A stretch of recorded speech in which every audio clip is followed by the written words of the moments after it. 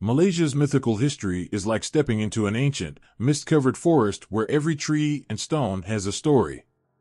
Tales whisper through generations, told around fires, in the glow of lanterns, in small villages and bustling cities. These myths don't just come from the hearts of Malaysian lands, they've grown from a mix of people and faiths who shaped and influenced one another across centuries.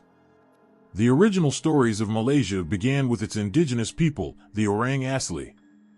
They believed that everything in nature, from the tallest mountain to the smallest stream, held life and spirit. The forests held watchful eyes, the rivers had voices, and animals carried messages from a world just beyond human sight. Stories of ancient forest spirits and guardian animals were shared with a kind of reverence that only those who truly live close to the earth can understand. Trees were not simply trees, they were homes to unseen beings. Water was not only for drinking or washing but a realm of powerful, sometimes fierce, beings that could either grant blessings or unleash havoc if they were disturbed. The arrival of Hindu and Buddhist cultures centuries ago added new layers to this rich, natural belief system. Legends traveled with traders, monks, and settlers who came from the Indian subcontinent, bringing tales of mighty deities and magical beings. The gods and goddesses of Hindu and Buddhist lore, each with unique strengths and fascinating stories, blended with local beliefs, transforming them in surprising ways. Naga, the serpent dragon from Hindu and Buddhist mythology, found a new home in Malaysia, slipping into the waters of rivers and seas, and living within the mountains. The Naga were feared but also respected, believed to bring rain to thirsty lands or floods if angered. Then came the Garuda, a powerful eagle-like figure in both Hindu and Buddhist stories, who soared into the skies of Malaysia. Originally seen as a divine being battling evil, the Garuda became a protector of the skies in Malaysian myths, often appearing as a guardian against dangerous spirits. Villagers would tell stories of Garuda swooping down to save them from evil forces lurking in the dark. As time passed, another wave of influence reached Malaysia, Islam. With Islam's arrival, new layers of understanding and beliefs wove their way into Malaysian folklore. The Islamic world, with its own mysterious beings like jinn, brought stories of creatures who could move between worlds and affect human lives in extraordinary ways. These beings took on a special place in Malaysian folklore.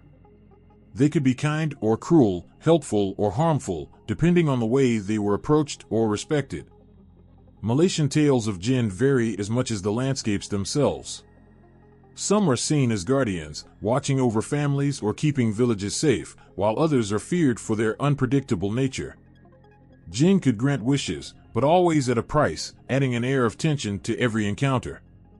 For many Malaysians, respect for jinn became part of daily life.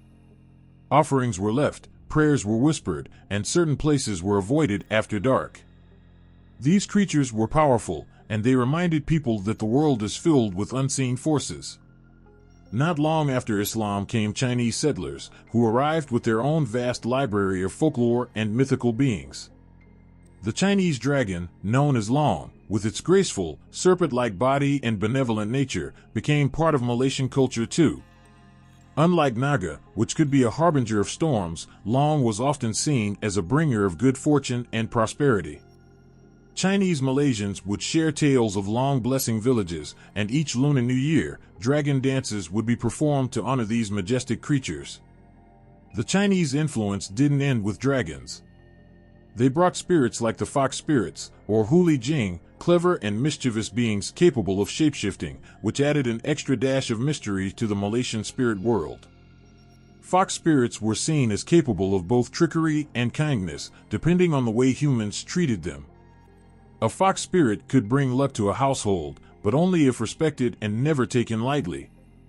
All these cultures mixed together, with each group bringing not just stories, but beliefs about how to live with these mythical beings.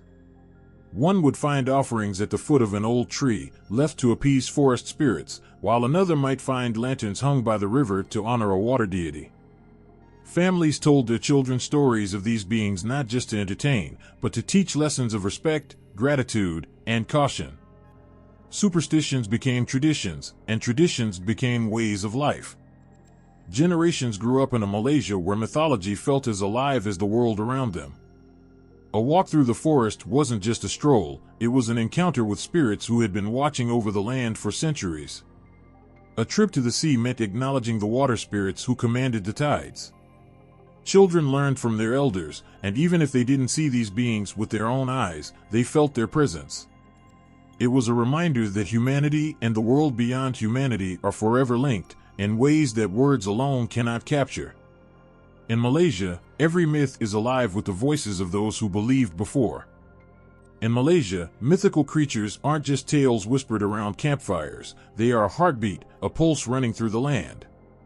From misty mountains to quiet riversides, these creatures hold places in the hearts of Malaysians as much as any loved one. Their presence is woven into the very air, filling people with awe, fear, respect, and sometimes even comfort.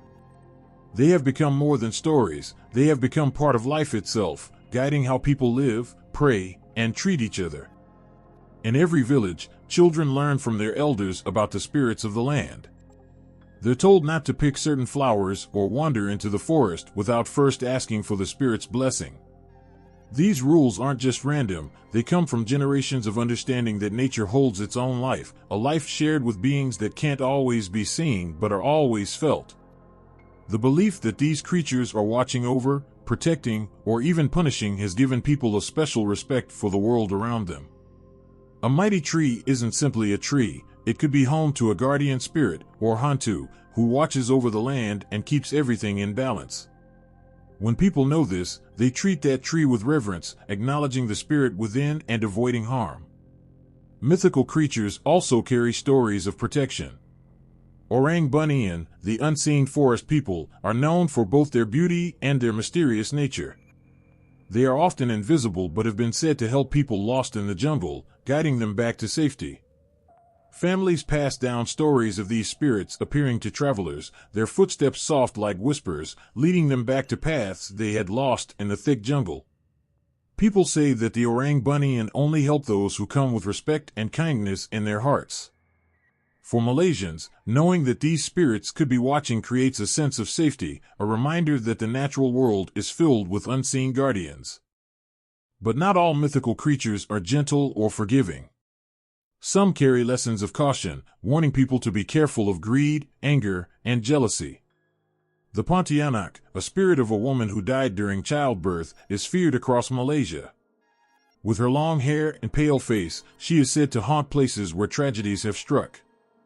Her story serves as a warning about the dangers of harming others and reminds people of the pain that remains in the world after someone's suffering. People tell tales of encountering Pontianak on lonely roads, hearing her eerie laughter, or feeling an icy chill in the air as she approaches. She has become a symbol of grief, and people believe that treating others with kindness can ease the anger of spirits like her, bringing peace to both the living and the dead.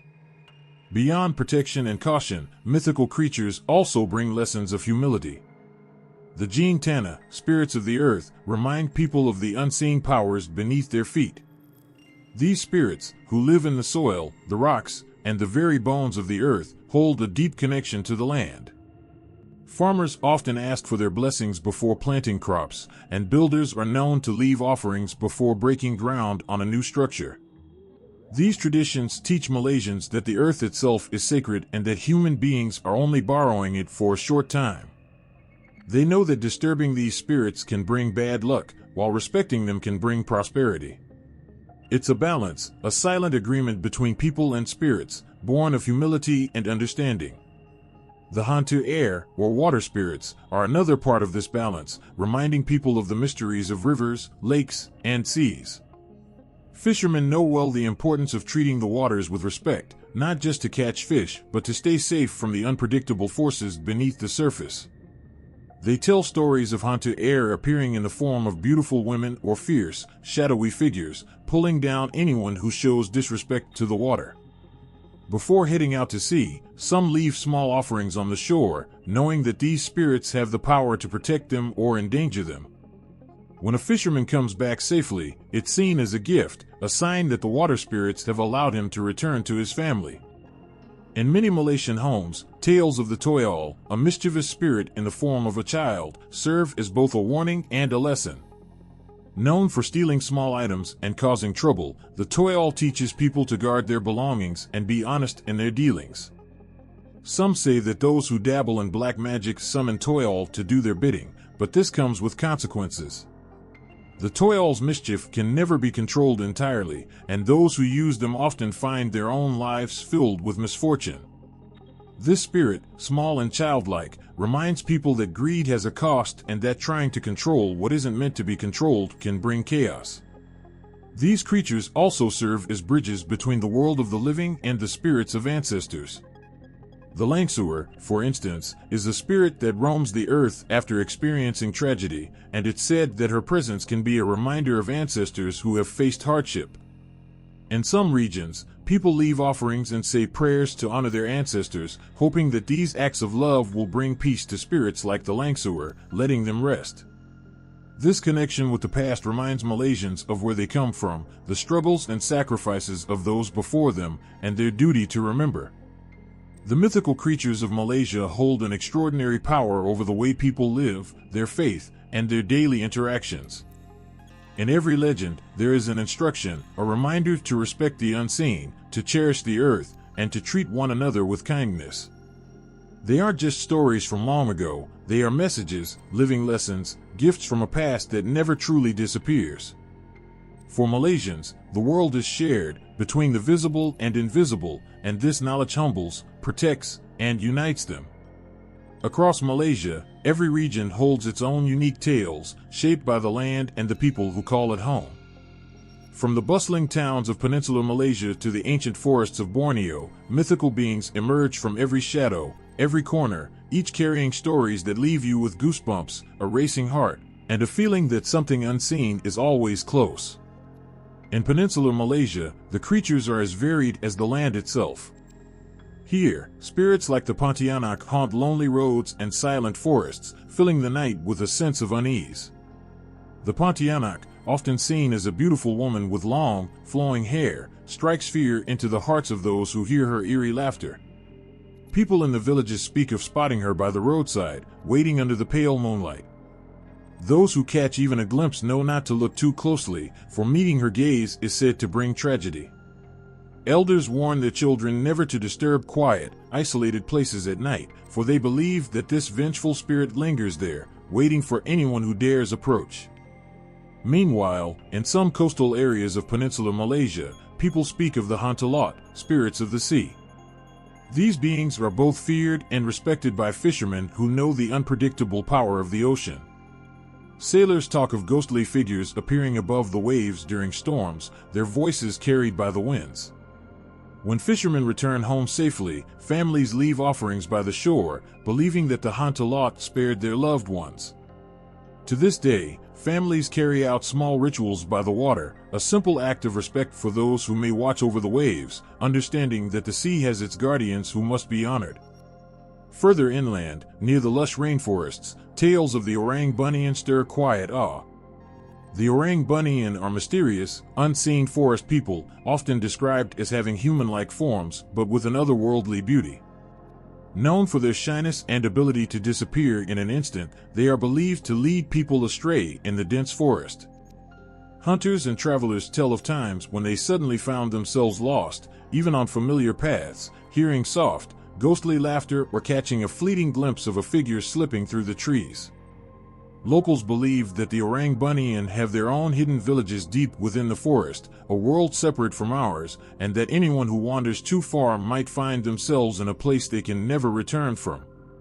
Across the waters, in Borneo, the spirit world takes on a different shape, blending with the rich, dense wilderness that covers the island. The forests here are said to be alive with beings like the Nabao, a giant serpent rumored to be as large as a small river. This creature is deeply feared, and people speak in hushed tones about sightings of this colossal snake moving silently through the water, only the slightest ripple marking its presence. Villagers tell of a Nabao that appeared when rivers were angry, a sign that the land was in distress. It is said that the Nabao has the power to summon storms, flooding lands and uprooting trees if disrespected. This belief makes people mindful of how they treat the rivers and forests, for fear of disturbing a creature whose size alone is enough to inspire trembling awe. Another being feared in the Bornean jungles is the Batabat, a vengeful spirit said to dwell in old trees. It is believed that anyone who dares to cut down her tree without respect may invite her wrath.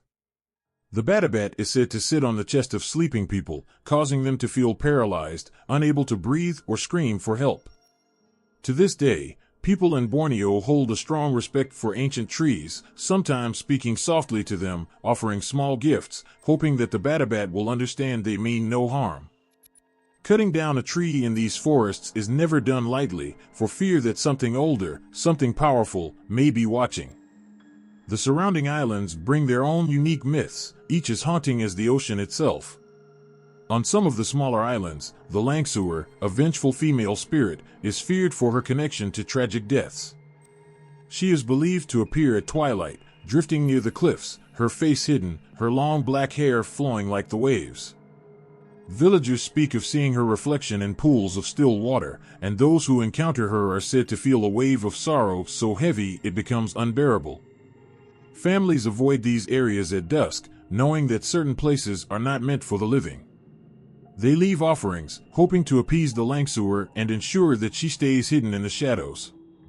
On the islands of Sabah, the Katazandusan people have their own stories of the Burbalang, creatures with a taste for human flesh. The Burbalang are believed to be able to leave their bodies at night, searching for their next victim. Villagers often carry charms made of salt and lime, knowing that these are believed to ward off the Burbalang. For generations, these charms have been passed down as protection, a way to feel safe even as night falls and the world grows silent. Children are warned not to venture out after dark, to respect the silence of the village, and to trust that these charms will keep them safe from harm. In Sarawak, the Penanggalan is a creature of horror and fascination. Known for her ability to detach her head from her body, with entrails trailing behind, she is said to fly through the night in search of blood. The sight of a Penanggalan is terrifying beyond words, and families place thorny branches around their windows and doorways to keep her away, believing that her dangling entrails will become entangled, stopping her from entering their homes. This creature is often associated with curses or black magic, and people go to great lengths to avoid drawing her attention. The presence of a Penanggalan is enough to make a village fall silent, each family huddling together, knowing that night can bring things far more dangerous than darkness. These regional creatures, each with their own story, have shaped the way people live across Malaysia. In every village, every household, there are customs, warnings, and acts of respect. To some, it might be a simple ritual, a habit passed down. But for those who understand, it's a reminder of an invisible world that runs parallel to our own, one filled with beings that feel as real as any living person. There's a certain chill that fills the air when people speak of the Pontianak, a ghostly figure who strikes fear and sorrow into the hearts of all who hear her story. Her presence is said to linger along lonely roads and quiet villages, especially where the night grows thick and heavy. People talk about the eerie laughter that echoes in the darkness, the cold touch of wind that sweeps through the trees, and the feeling that something, not quite human, watches from the shadows. The Pontianak is more than a tale, she is a living memory, a spirit of tragedy and vengeance that reminds everyone to tread carefully in the world of the unseen. The legend of the Pontianak traces back to women who died during childbirth, women who left the world too soon, carrying a sorrow so heavy that it transformed them in death. Her story is one of pain and injustice, a life taken before its time, leaving behind a spirit that cannot rest. It's said that a woman who dies this way carries a soul filled with grief and anger, feelings so powerful they cling to her even after death.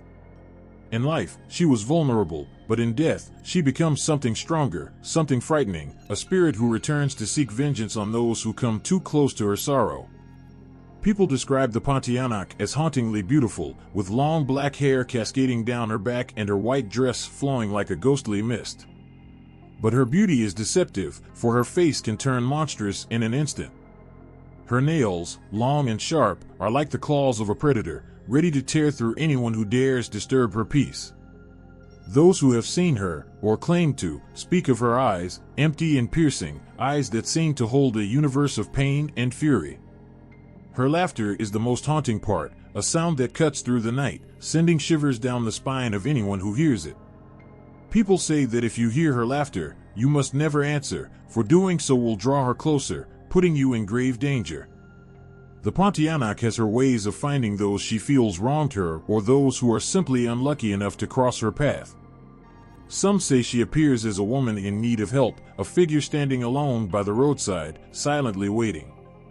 Others tell of nights when a beautiful woman approached, asking for a ride or for directions, only for her face to change once they looked closer, revealing the hollow eyes and sharp teeth of the Pontianak. Stories like these travel from town to town, warnings passed down from generation to generation. People learn to be wary of the night, to avoid the isolated roads and silent fields where the Pontianak is known to linger.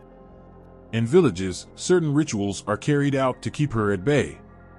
People plant sharp objects, such as needles or nails, outside their homes, believing that these will stop her from coming too close. It's said that the Pontianak fears sharp metal, as it reminds her of the pain she endured in life. Some families burn candles in their doorways, hoping the light will protect them, and mothers whisper prayers to shield their children from her gaze. When children cry in the night, parents hurry to comfort them, fearing that the Pontianak may be near, drawn by the sound of distress. People believe that the Pontianak targets men in particular, especially those who might have wronged women or who lack respect for others. In a way, she has become a symbol of justice, punishing those who show cruelty or selfishness. Men who walk alone at night are warned to be especially careful, for it's said that the Pontianak senses their presence, drawn to the scent of arrogance or deceit. Villagers tell stories of men who wandered home in the dark, only to find themselves frozen by the sight of a woman standing in their path. Some swear they've seen her disappear before their eyes, leaving only the faint scent of frangipani in the air, a flower often associated with her haunting presence. The Pontianak isn't just a figure of fear, she represents a powerful reminder of the pain that remains when lives are cut short unfairly. Her story touches a raw nerve, echoing the struggles of countless women who faced hardship, loss, and loneliness. She is a voice for the voiceless, a being who seeks retribution not just for herself, but for all who suffered in silence. Her vengeance is swift and merciless, but in her anger, there is also a haunting beauty, a testament to the power of the forgotten, those left behind. On certain nights, when the moon is full and the wind moves restlessly through the trees, people say they can feel her near. Some claim they've heard her laughter drifting through the silence, a sound both beautiful and bone-chilling. Others say they've caught a glimpse of her shadow moving along deserted paths, only to vanish before they could see her clearly. In these moments, the Pontianak is as real as any living person, a presence that fills the air with a sense of warning and wonder. Her story is one that lives in the bones of Malaysia, a tale whispered from one generation to the next, a reminder that some spirits never rest and that the past is never truly gone. On quiet, moonlit nights when the air is still, there are those who say they've seen her, a figure gliding through the trees, silent as a shadow yet leaving a chill in the air that cuts through to the bone. She is known as the Langsuer, an apparition whose name alone brings shivers to those who hear it. To some, she is a mother lost to grief, to others, a cursed spirit with a thirst for revenge. Her tale is soaked in sorrow and anger, and her presence leaves behind a lingering feeling of unease that no one ever forgets. The Langsuer is described as hauntingly beautiful, with long, dark hair that flows down her back, nearly touching the ground. Her face is pale, almost translucent, and her eyes, though usually hidden, are said to flash with a piercing green glow when she reveals her true nature. Her dress, traditionally white, floats around her, giving her an ethereal, otherworldly appearance. But it's her voice, soft and haunting, that has stirred fear in the hearts of those who've crossed her path. People say her cries, a blend of sorrow and rage, echo through the night, piercing the silence and chilling anyone within earshot. Her story is one of unimaginable heartbreak. It is said that the Langsuer was once a woman who died in agony after losing her child, her grief so intense that her spirit could not find peace. Instead, it transformed, filling her with a desire to release her pain on the living. Her anguish and bitterness took on a life of their own, twisting her spirit into something fierce and vengeful. In her sorrow, she became the Langsuer, doomed to wander the earth, never finding rest, her cries echoing with the pain of a mother's love turned tragic. In some villages, people believe that the Langsuer seeks out children, her lost motherhood driving her to find replacements for the child she can never hold. She is said to be drawn to infants and young children, her presence hovering like a shadow over the innocent. Parents are careful not to leave their babies unattended at night, fearing that the Langsuer might visit, her lonely spirit longing to cradle a child once more. Families often place charms and protective talismans around their homes, especially near windows and doorways, hoping to keep her wandering spirit at bay. There are tales of the Langsuer appearing to men, especially those who are alone in the darkness. Some say she approaches with her face concealed by her hair, her body draped in white, whispering softly, almost kindly. But those who meet her gaze are met with an expression that shifts from beauty to horror in an instant, her face twisting into a look of pure malice, her eyes flashing with a fury that freezes them in place. In these moments, her nails grow sharp and long, ready to strike, leaving her victim trapped in a terrifying paralysis of fear and fascination. The men who survive such encounters speak of an unearthly cold, a chill that seeped through their bones, even long after she vanished. The Langsuer has her own rules and rituals, traditions passed down from older generations who know her power. Women who die in childbirth are sometimes buried with certain protections, a measure taken to prevent them from becoming Langsuers themselves. Some believe that if cotton is stuffed into the mouth of a deceased woman or a needle placed in her palm, her spirit will be held back, preventing her from returning to haunt the living. These rituals have been handed down through families, acts of caution and respect meant to prevent further tragedy. Those who know her story are careful to honor these customs, knowing that even the slightest oversight can awaken a spirit like the Langsuer.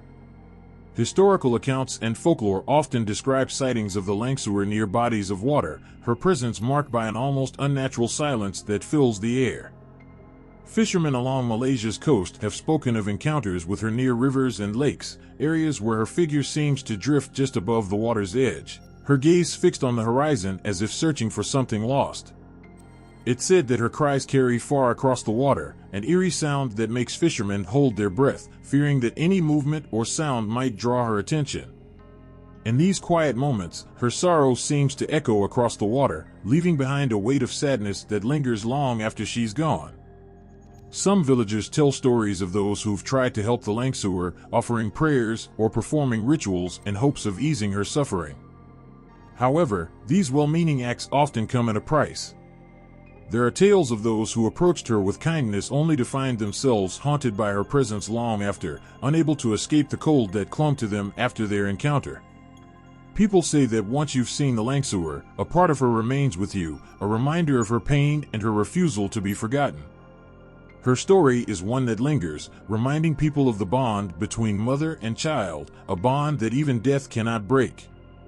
Her existence is a haunting reminder of the lengths grief and loss can drive a spirit, turning love into rage and sorrow into vengeance.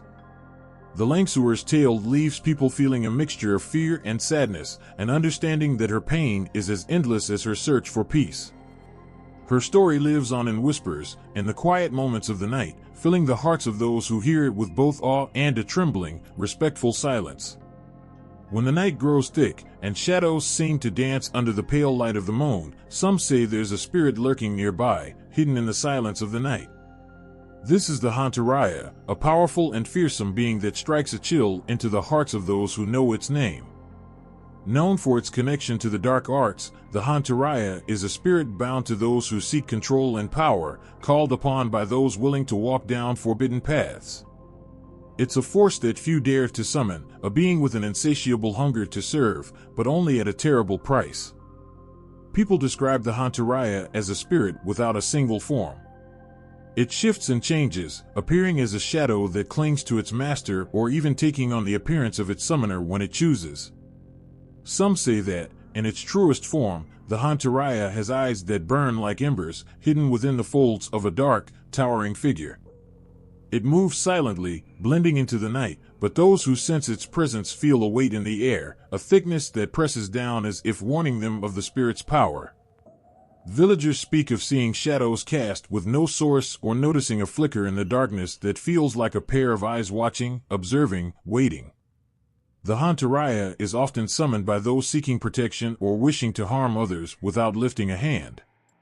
Its powers are immense, granting its master abilities that go beyond human limits. The Hantaraya acts as an unseen guardian, protecting its master from threats, both physical and spiritual.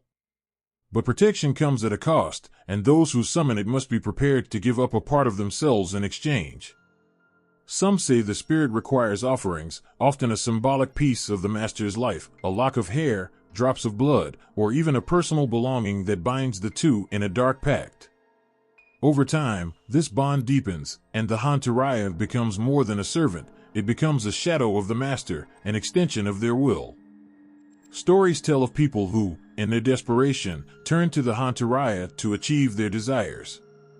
There are tales of individuals who gained unnatural strength, able to perform feats that seemed impossible for an ordinary human. Some were said to have lived in unexplainable prosperity, their fortunes guarded by a power no one dared question. But those who benefited from the Hantaraya's presence were not without their sacrifices. Those who entered into this pact often spoke of feeling drained, as though the spirit fed on their life force, bit by bit, leaving them weaker and more fragile as time passed. They were warned that the spirit's loyalty came with a price that grew heavier with each passing day. Many caution against summoning the Hantaraya, for the spirit is not easily satisfied. It requires constant offerings and recognition from its master, growing restless and vengeful if ignored. Those who summoned it without care found themselves haunted by their own guardian. There are whispers of people who neglected their obligations to the Hantaraya, only to find their lives unraveling in mysterious and terrifying ways. The spirit would manifest in the shadows, casting eerie illusions, playing tricks on the mind, and making its presence felt in ways that became harder and harder to ignore. In these moments, the spirit's loyalty transformed into a twisted game, one where the master became the hunted. One of the most unsettling tales is that of a man who called upon the Hantaraya to protect his family from harm. He lived a life of safety and comfort, shielded from any threat. But as the years went by, he began to feel a hollow emptiness inside, a gnawing darkness that grew with each passing day.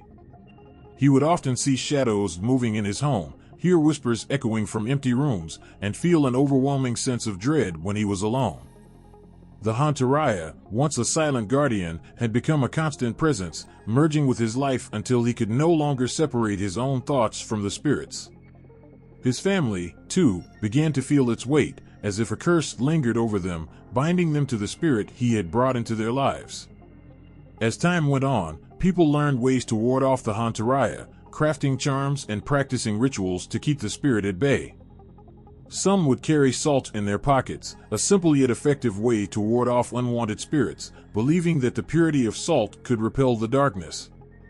Others would burn incense or wear protective amulets, hoping the sacred smoke and charms would create a barrier against the spirit. Despite these precautions, there was always a sense that the Hantaraya was near, just waiting, watching for the slightest invitation to return.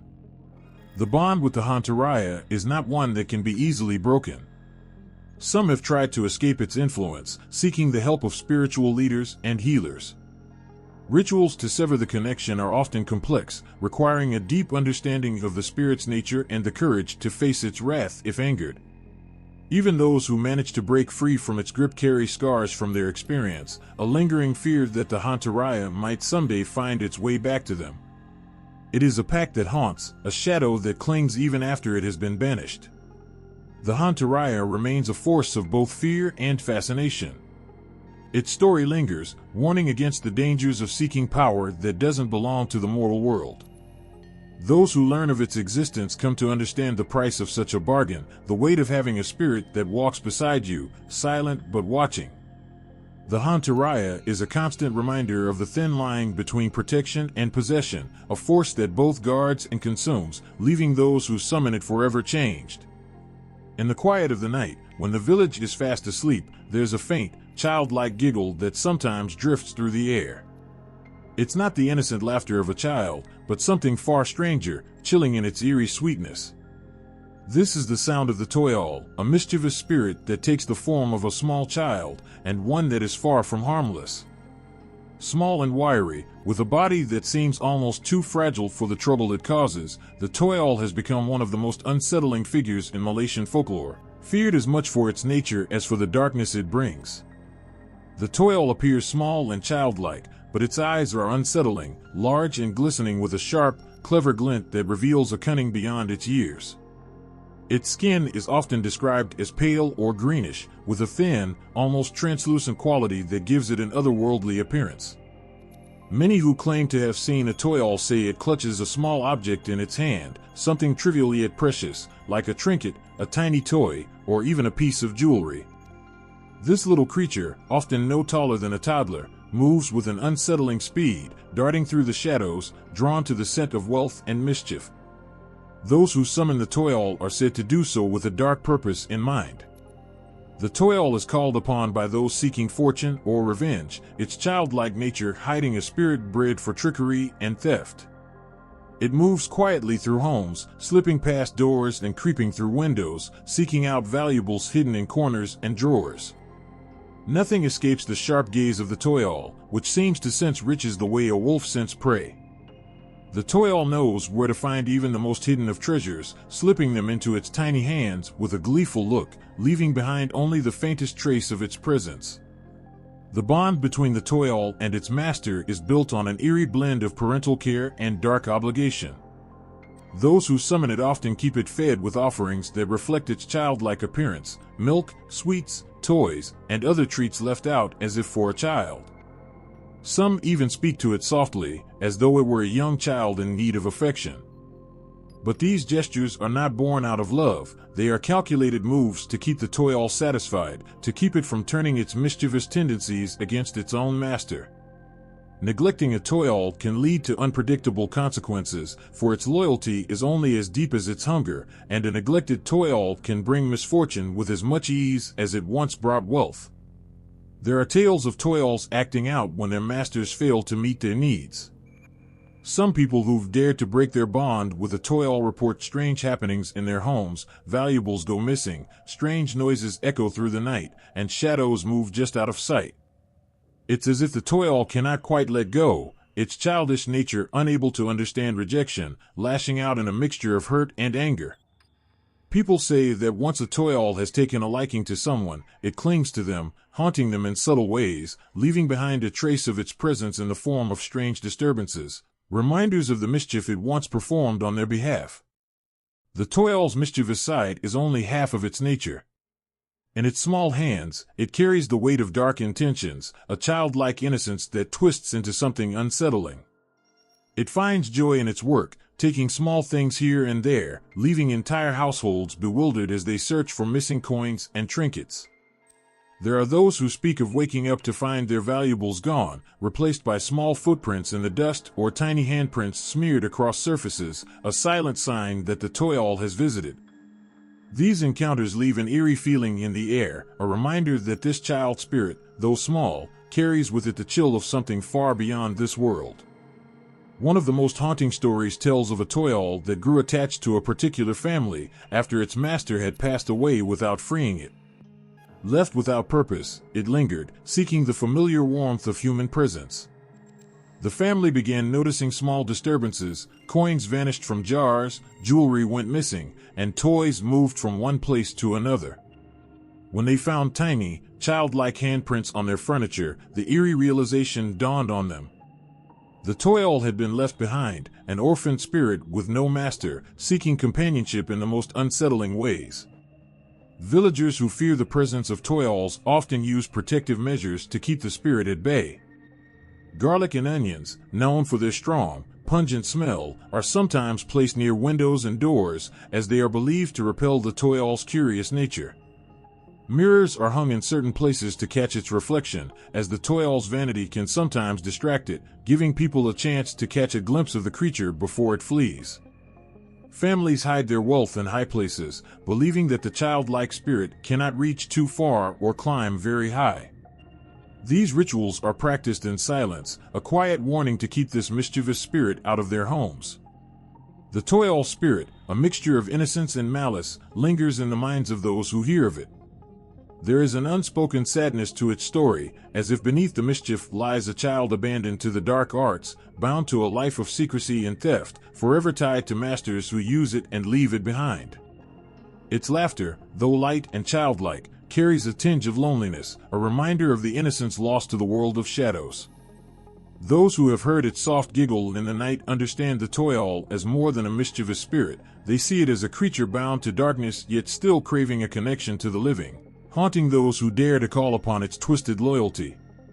As night falls and the shadows deepen, the cemetery becomes a place of whispered fears, a threshold between the world of the living and the spirits that watch in silence. These are the haunting grounds of the Hantacuber, the spirits of the graves.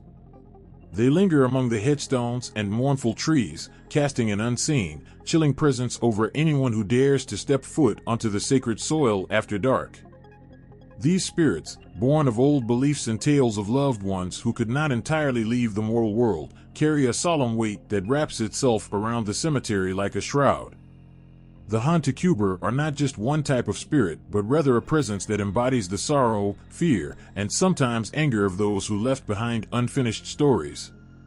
The cemetery holds both the final rest of bodies and the lingering emotions of the departed, giving life to these spirits that seem woven into the fabric of the burial ground itself. Some villagers describe feeling a heaviness as they walk near a graveyard at night, a silent plea that stirs within the heart, a need for respect, for a silence that honors the spirits dwelling there.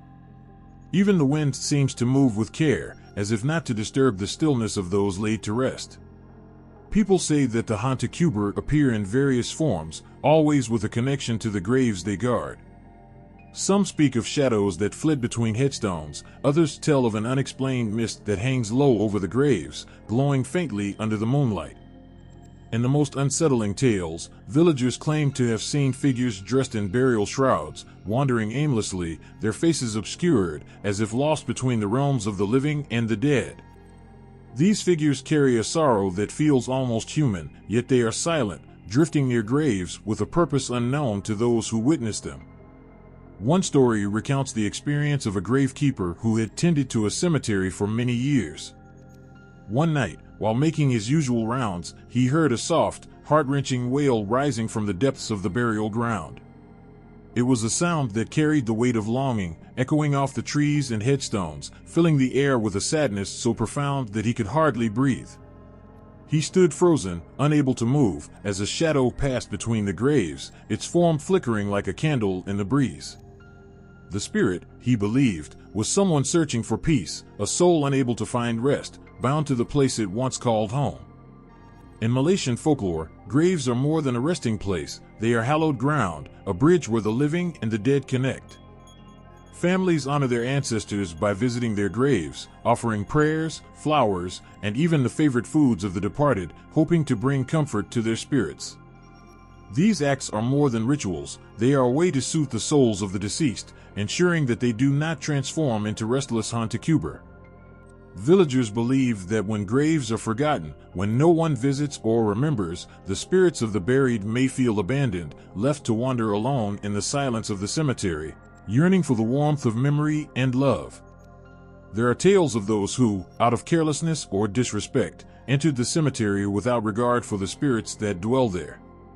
They would leave mocking, laughing at the superstitions of the villagers, only to return with pale faces, haunted eyes, and trembling hands.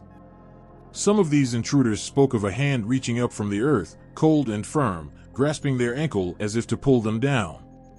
Others felt an icy touch on their shoulder, only to turn and see nothing but shadows. These encounters left them with a fear that could not be shaken, as if the Hantacuber had marked them, a reminder that the spirits of the graves demanded reverence and caution. It is said that on certain nights, especially during the ghost month or when the veil between worlds is thin, the presence of the Hantacuber is strongest. During these nights, villagers avoid cemeteries, leaving them undisturbed, for the spirits are believed to be most active, roaming freely, and perhaps even revisiting memories of the lives they once lived. Families light candles near their homes and whisper prayers, hoping to keep any wandering spirits from following them back. For many, it's a way to show respect, to acknowledge that the graveyard is not merely a place of death, but a place that holds the souls of those who were once cherished. Some elders say that if you listen closely, you might hear faint voices among the headstones, murmurs that drift on the wind. These sounds, they believe, are the voices of the Hantacuber, whispering of past lives, of love, loss, and the desire for peace. On rare occasions, a villager may spot a spectral figure kneeling by a grave, hands raised as if in prayer. Those who witness this say the figure does not harm or frighten them, but instead leaves them with a profound sadness, a reminder of the fragility of life and the weight of the spirits that linger in death. The Hantacuber remain a powerful presence in Malaysian folklore, spirits that stand as guardians of the graves, protectors of the dead.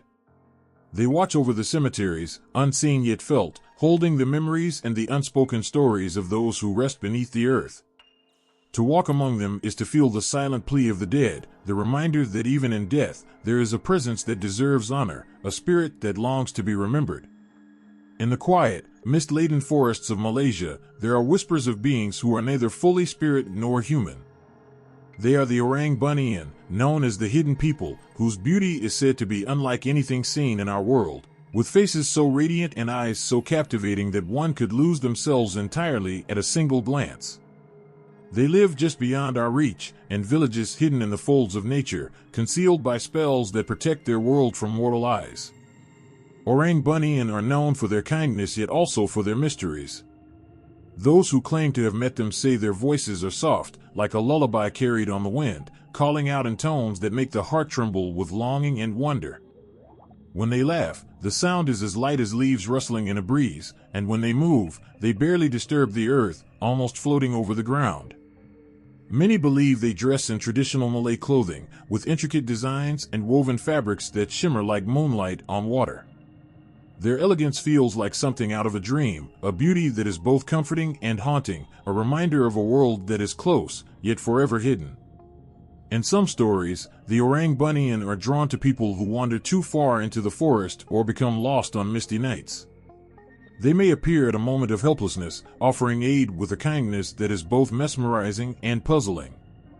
Those who encounter them might find themselves guided by invisible hands, their path lit by a glow that feels like starlight, until they reach safety. But once they try to look back and thank their mysterious helpers, they find nothing but an empty forest behind them, with only the faintest trace of the Orang Bunian's touch lingering in the air. However, these hidden people are not merely benevolent spirits, they have a mischievous side that plays with the boundaries between their world and ours. There are tales of people who stray too close to the unseen villages of the Orang Bunian, unknowingly crossing into their domain. These individuals speak of losing their way in familiar places, as if the trees themselves have shifted. They might walk for hours only to find themselves back where they started, or see glimpses of lights in the distance that disappear when they approach. It is as if the Orang Bunian are gently reminding them of the line between the human world and the realm of the hidden people, a line that should not be crossed. One of the most enchanting and heartbreaking stories involves a young man who stumbled into an Orang Bunian village while out hunting. He was mesmerized by a woman with a beauty so profound that he could hardly breathe, her eyes like pools of dark water under the stars. She spoke to him in a voice that felt like music, drawing him in with every word. Days passed like moments in her company, and he found himself falling deeply, irrevocably in love. But the Orang Bunian have their own rules, and though the woman shared his feelings, she knew he could not stay in her world. When he was finally returned to his village, he felt as though his heart had been left behind, lost forever to the hidden people who vanished into the mist. It's said that those who encounter the Orang Bunian sometimes return with gifts, a delicate cloth that shimmers in the moonlight, a handful of rare flowers with a fragrance that lingers for days, or even a simple necklace that seems to carry a touch of their magic. These gifts are treasured, treated with the utmost respect, for they are not mere tokens, but signs of a bond that exists between worlds. However, these gifts often fade over time, disappearing as mysteriously as they appeared, leaving only the memory of the Orang Bunian and the lingering sense of having brushed against something infinitely precious. There is a gentle sadness in the tales of the Orang Bunian. They are beings who crave connection but remain bound to a world apart from ours, unable to fully bridge the divide. People believe that Orang Bunyan have families, homes, and lives much like ours, that they celebrate and mourn, love and lose, but in a world hidden just beneath the surface of our own. In the most moving stories, people speak of the Orang Bunyan grieving lost loved ones, with their sorrow echoing through the forest in a haunting song that tugs at the heart of anyone who hears it. It's a reminder that these spirits, for all their beauty and mystery, are bound by the same emotions that connect us all. In the quiet villages of Malaysia, parents sometimes tell their children tales of the Orang Bunyan to remind them of respect for the unseen. They warn them to avoid speaking ill of the spirits or wandering too far into the forest at night, for the Orang Bunyan may be listening, always watching with eyes that miss nothing. And yet, beneath these warnings is a tone of wonder, a hint of pride that the land holds secrets that cannot be tamed or explained. It's as if the Orang Bunyan are protectors, guardians of a world that is precious and fragile, just as they are. And so, the Orang Bunyan remain, forever hidden yet forever present, like whispers on the edge of a dream. Those who have been touched by their kindness or caught a glimpse of their world carry a quiet reverence for these hidden people, knowing they have been granted a rare and unforgettable gift. Whether in the cool of the forest or the mist of a rainy evening, there is a sense that the Orang Bunyan are near, watching over the land and its people with a grace that is both heartwarming and bittersweet. As the sun sets, casting a golden glow across the water, a hush falls over the lakes, rivers, and seas of Malaysia. The stillness of the water invites both tranquility and trepidation, for beneath its serene surface lurk the hantu air, the water spirits that weave tales of beauty and sorrow into the very fabric of the land. These mythical beings embody the depths of the water, both its life-giving essence and its unpredictable, sometimes treacherous nature. Hantu air are believed to dwell in the heart of rivers, the depths of lakes, and the vastness of the sea. Many who encounter them speak of a sudden chill in the air, a ripple that runs across the water as if stirred by invisible hands. When night falls, the waters may sparkle with an ethereal glow, whispering secrets that draw the curious closer. Legends tell of their enchanting beauty, often depicted as stunning figures with long, flowing hair, their skin shimmering like the surface of the water under the moonlight. Yet, their allure carries a warning, a reminder that beneath the enchanting exterior lies a power that must be respected. Those who live near the water have stories to share, tales passed down through generations about the encounters with these spirits.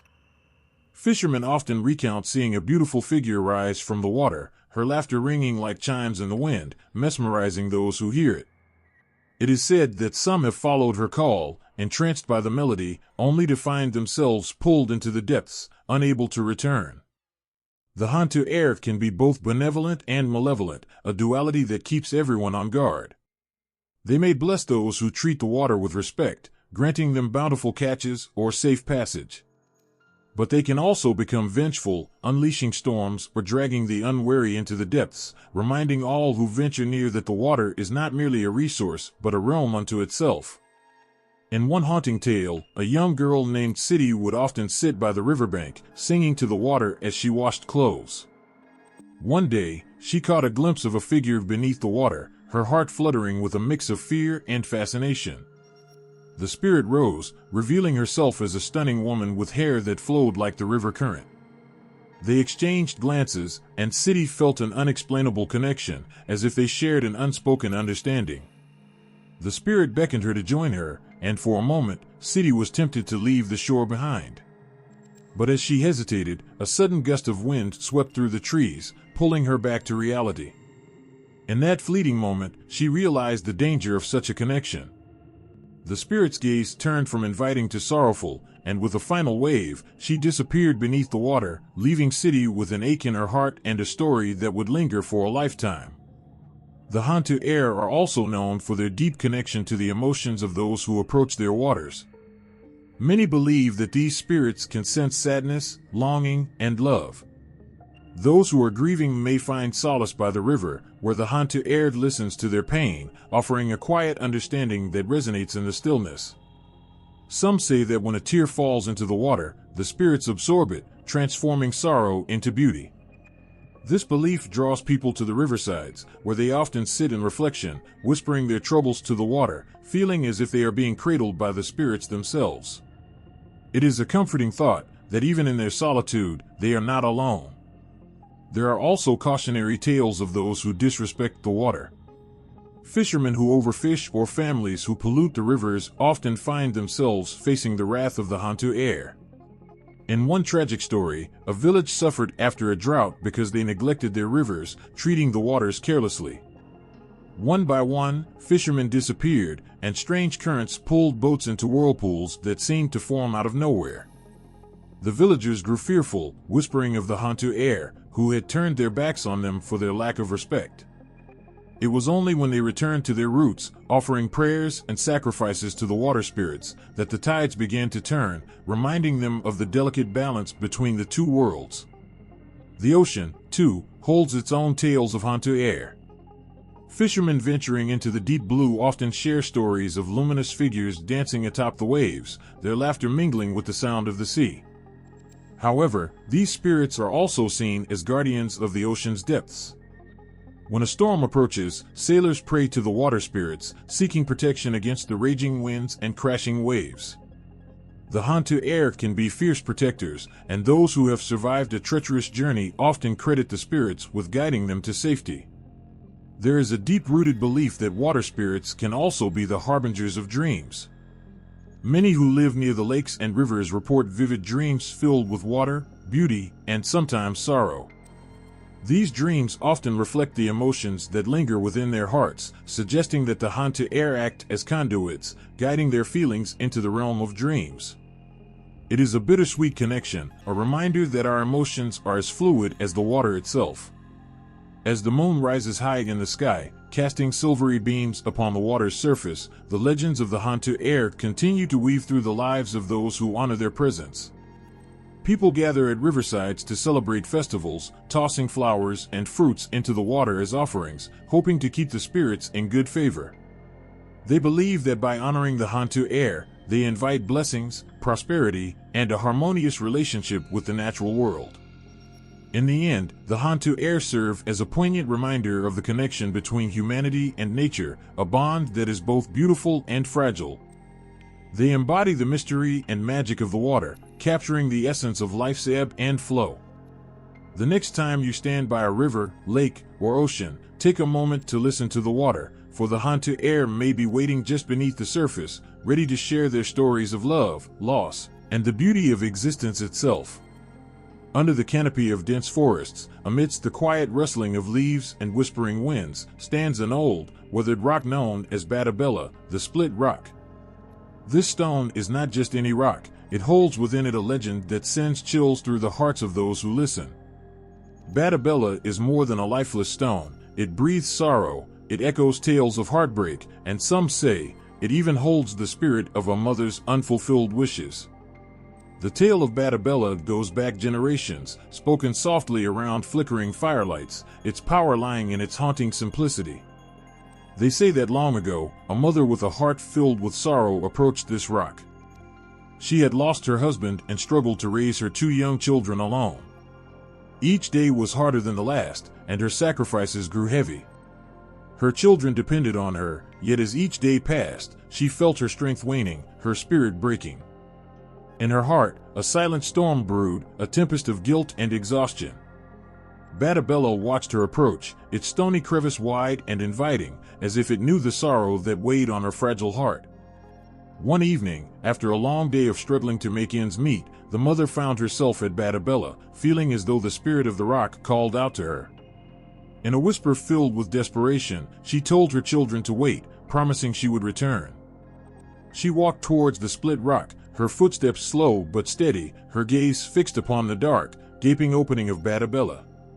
Her children, too young to understand, waited obediently, their innocent faces unaware of the choice their mother was making. Some say the spirit of the rock pulled her in, sensing her sorrow and offering her solace, a kind of release that only it could provide. In the blink of an eye, she was gone, swallowed whole by Batabella. Her children, left alone, cried out for her, their voices lost in the forest's silent shroud. They searched, calling for her over and over, but the only response was the quiet, unyielding presence of Batabella. It stood there, unchanged, as if nothing had happened. But those who passed by claimed to hear faint whispers near the rock, a mother's voice echoing, lamenting for her children, her spirit lingering in the depths of Batabella. This sorrowful tale spread across villages, and soon Batabella was seen as more than just a rock. It became a guardian of grief, a reminder of the sacrifices a mother would make for her children. People would approach it with offerings, leaving flowers, food, and other tokens to honor the mother's spirit believed to dwell within. Each offering came with a wish, a prayer for protection, or a whispered apology, as if asking forgiveness on behalf of the world for the burden she had to bear. Batabella's presence continues to carry an aura that stirs emotions within those who draw near. Some villagers say that during quiet evenings, if you listen carefully, you can hear the faint cries of a woman, as if the spirit of the mother still yearns for the children she left behind. There are even stories of people who felt a pull toward the rock when they, too, were burdened with grief. They described a comforting presence emanating from Batabella, as though it understood their pain, the weight of their struggles, and offered a silent companionship in sorrow. Not all spirits connected to Batabella are sorrowful, however. The rock is also said to host guardians who protect the forests and the people who honor the land. These spirits, connected to the earth and stone, observe those who come near with respect, blessing those who approach Batabella with reverence. But they are quick to punish those who disrespect its presence, for it is not just the spirit of a mother, but also the spirits of ancestors and guardians who watch over it.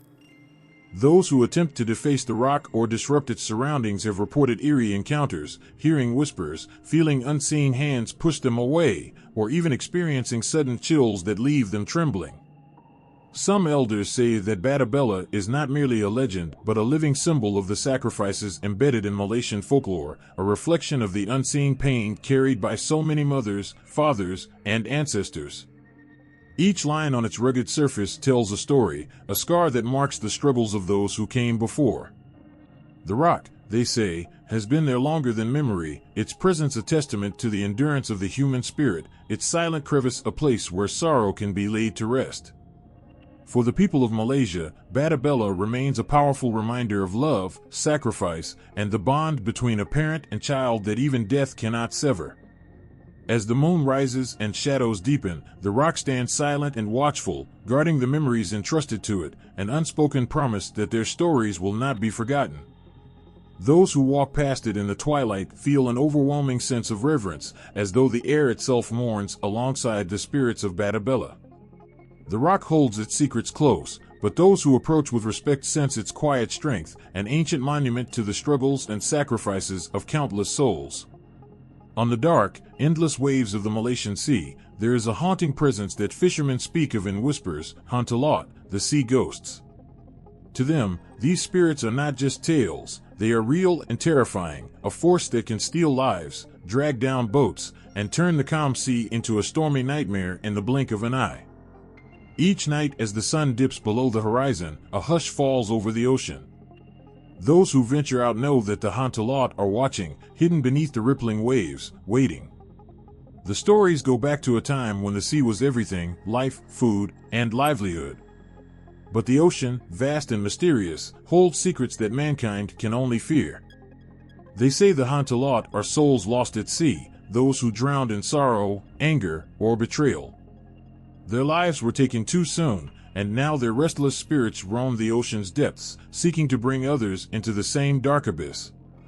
The fishermen who sail these waters understand this well. They tell of nights when a calm sea suddenly becomes turbulent, as if angered by something unseen.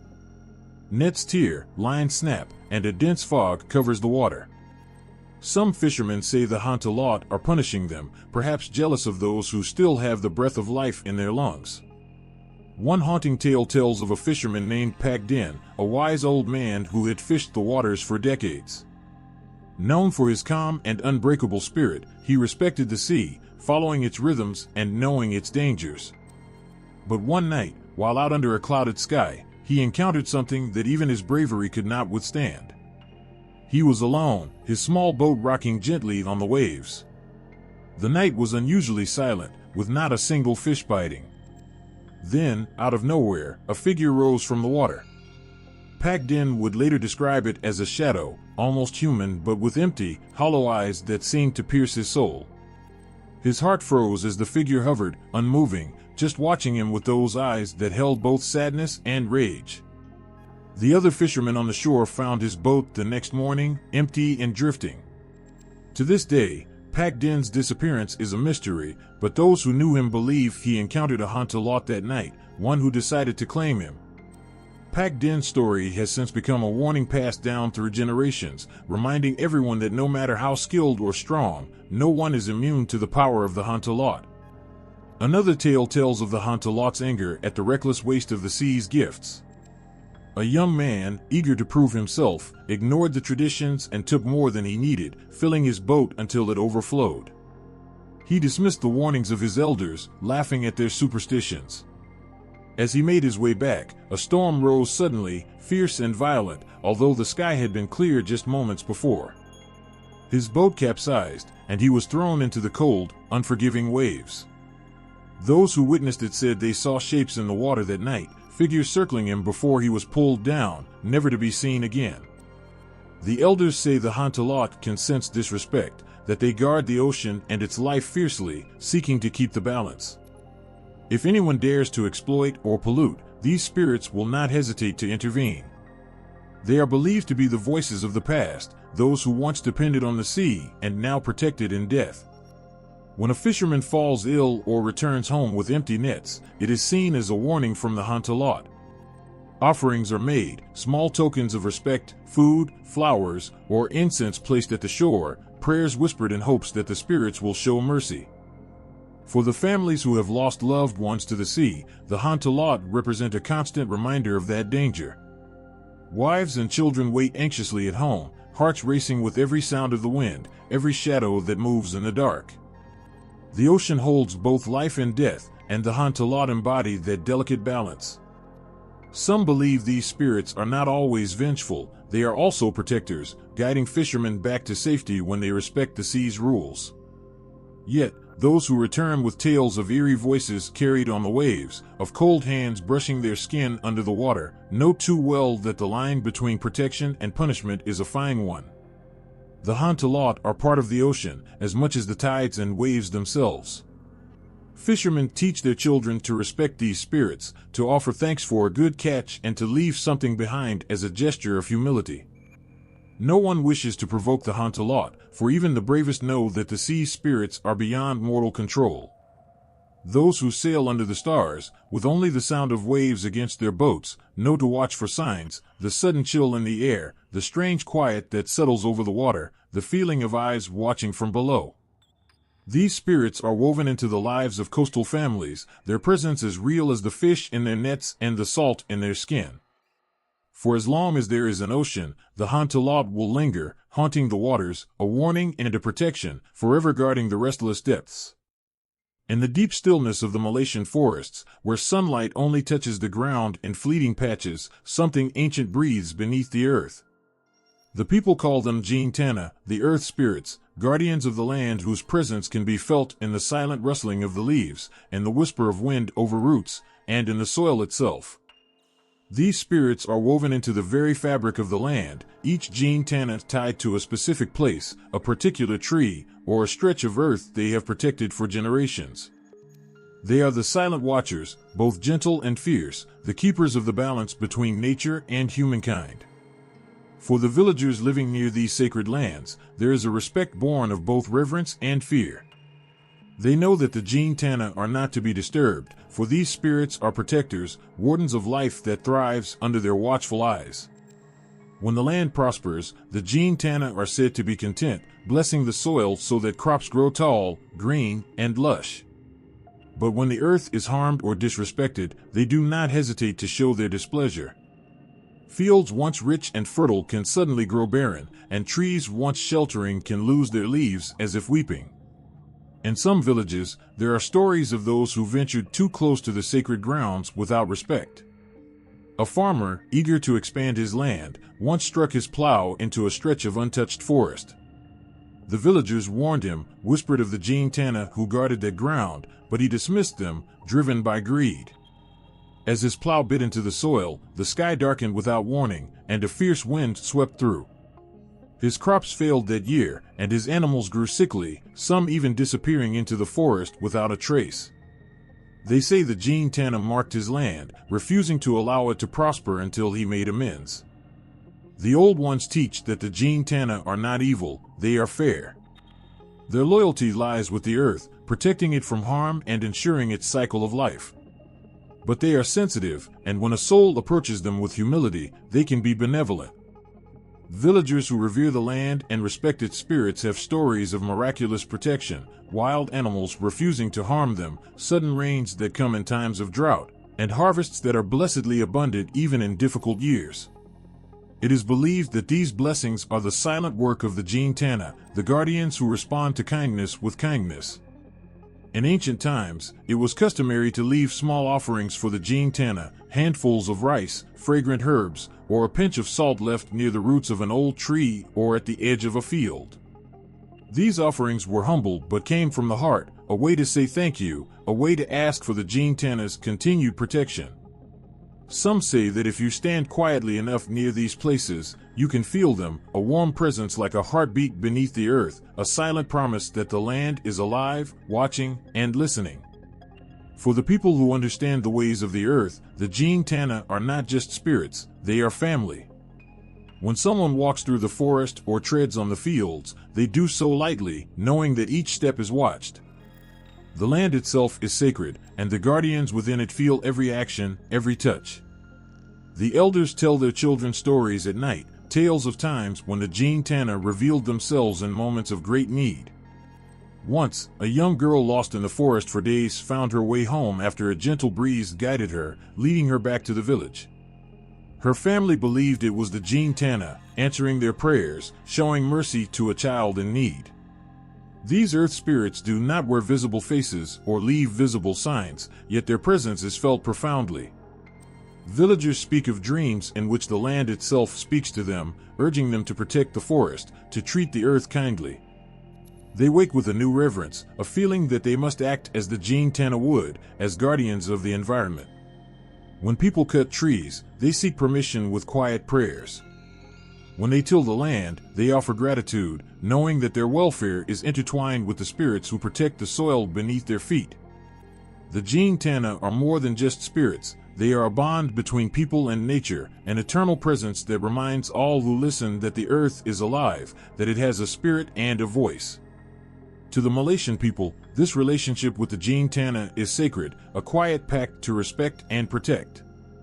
The spirits asked for nothing but humility and care, and in return, they offer the gift of life, of soil that bears fruit, of trees that give shade, and rivers that flow with cool, clear water.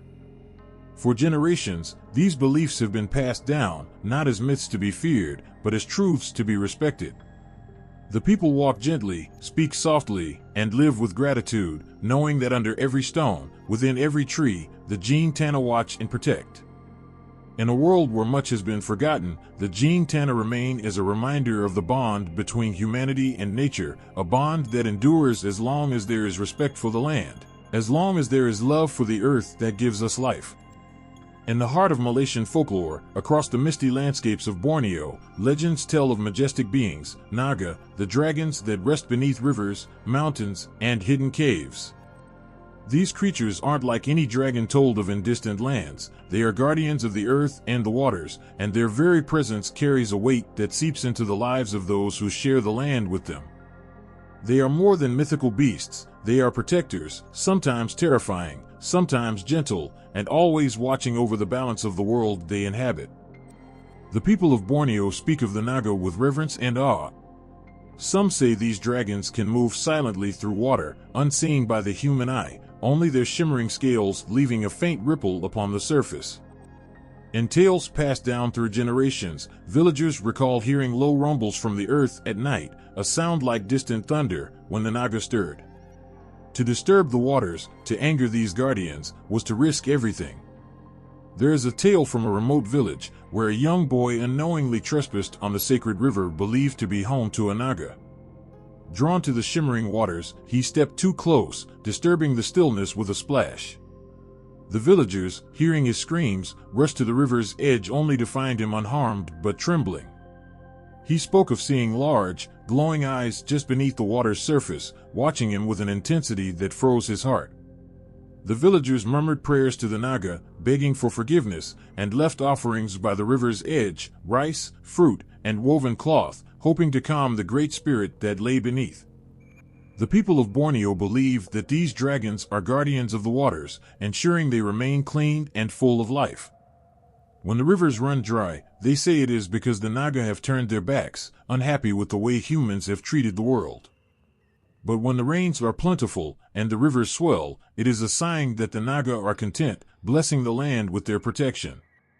Farmers and fishers tread carefully around these waters, knowing that the Naga demand respect and hold the power to grant prosperity or bring destruction.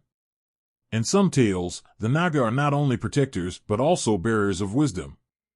It's said that if a person pure of heart catches a glimpse of the Naga, they are granted visions, messages carried from the ancient world to the present.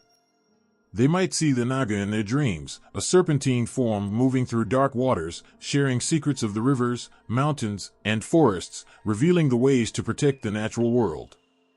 Such visions are rare and treasured, believed to be a gift, a bond between human and spirit that few can claim. Yet, these powerful beings can also show wrath. Long ago, a village by the river thrived, its people prosperous and its land bountiful. But as the villagers grew wealthier, they began to disregard the traditions meant to honor the Naga. They fished without restraint, drained the river, and left offerings untended. The elders warned that the Naga would not remain silent. One night, the earth shook, the river waters rose, and a powerful storm swept through the village, destroying crops, homes, and leaving only silence in its wake. The villagers believed it was the Naga's punishment, a reminder that nature's guardians could withdraw their protection as swiftly as they had granted it. In the mountains of Borneo, where mist clings to the forest floor, another kind of Naga is said to reside.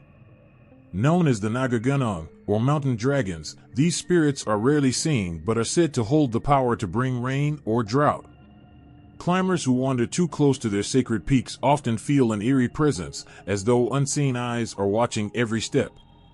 The Naga Gunung are said to guard not just the mountains but the spirits of the forest creatures, the ancient trees, and even the stones. When the air grows heavy and a low fog blankets the land, the villagers know the Naga Gunung are close, watching, ready to test those who dare venture too far. Many tales speak of brave souls who have crossed paths with these dragons and returned with stories of beauty and terror.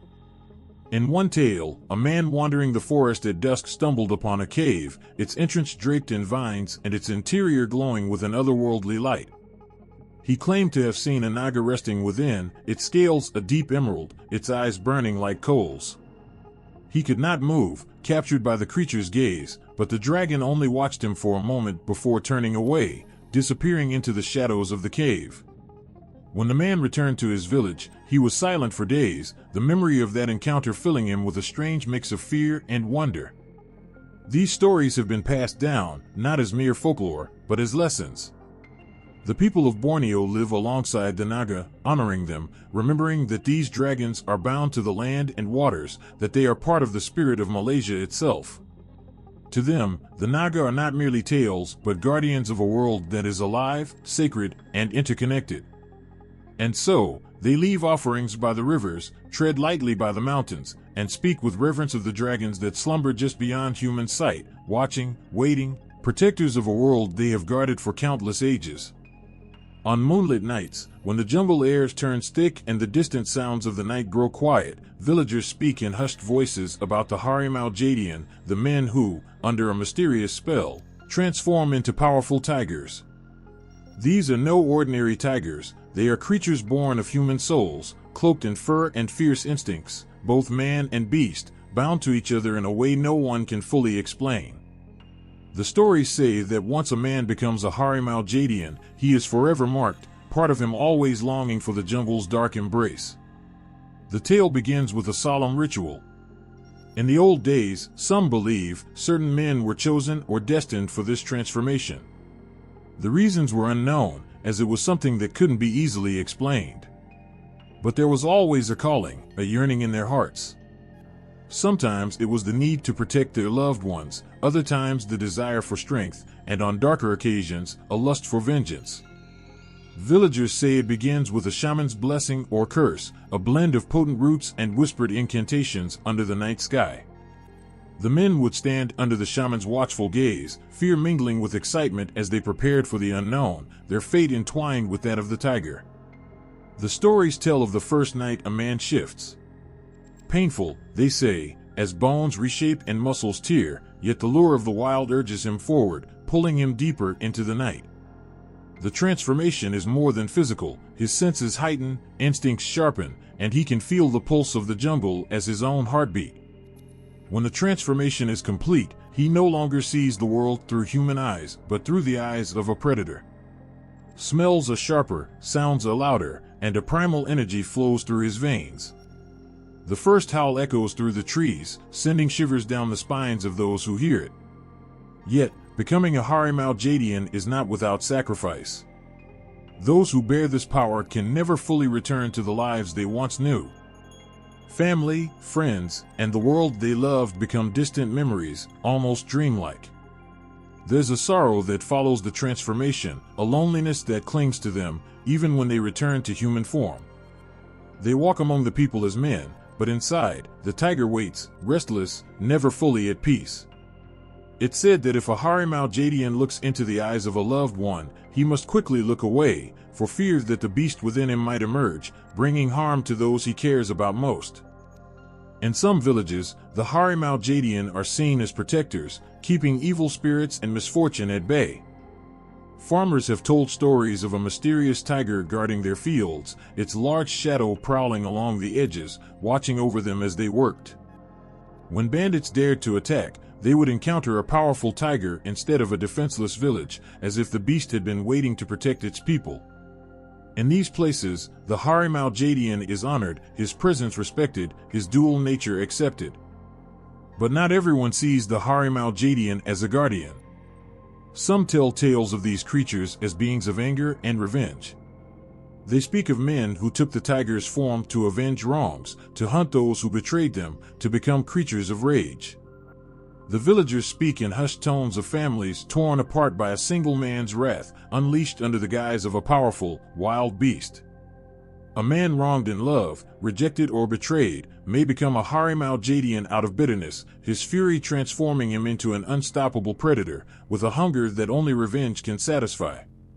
One of the most chilling tales speaks of a young man whose heart was broken by a lover who left him for another. Unable to bear the pain, he sought out a shaman, begging for the power to become a Harimau Jadian. The shaman warned him of the consequences, the isolation and torment that would follow, but the young man's pain was too great. With the shaman's reluctant blessing, he underwent the ritual.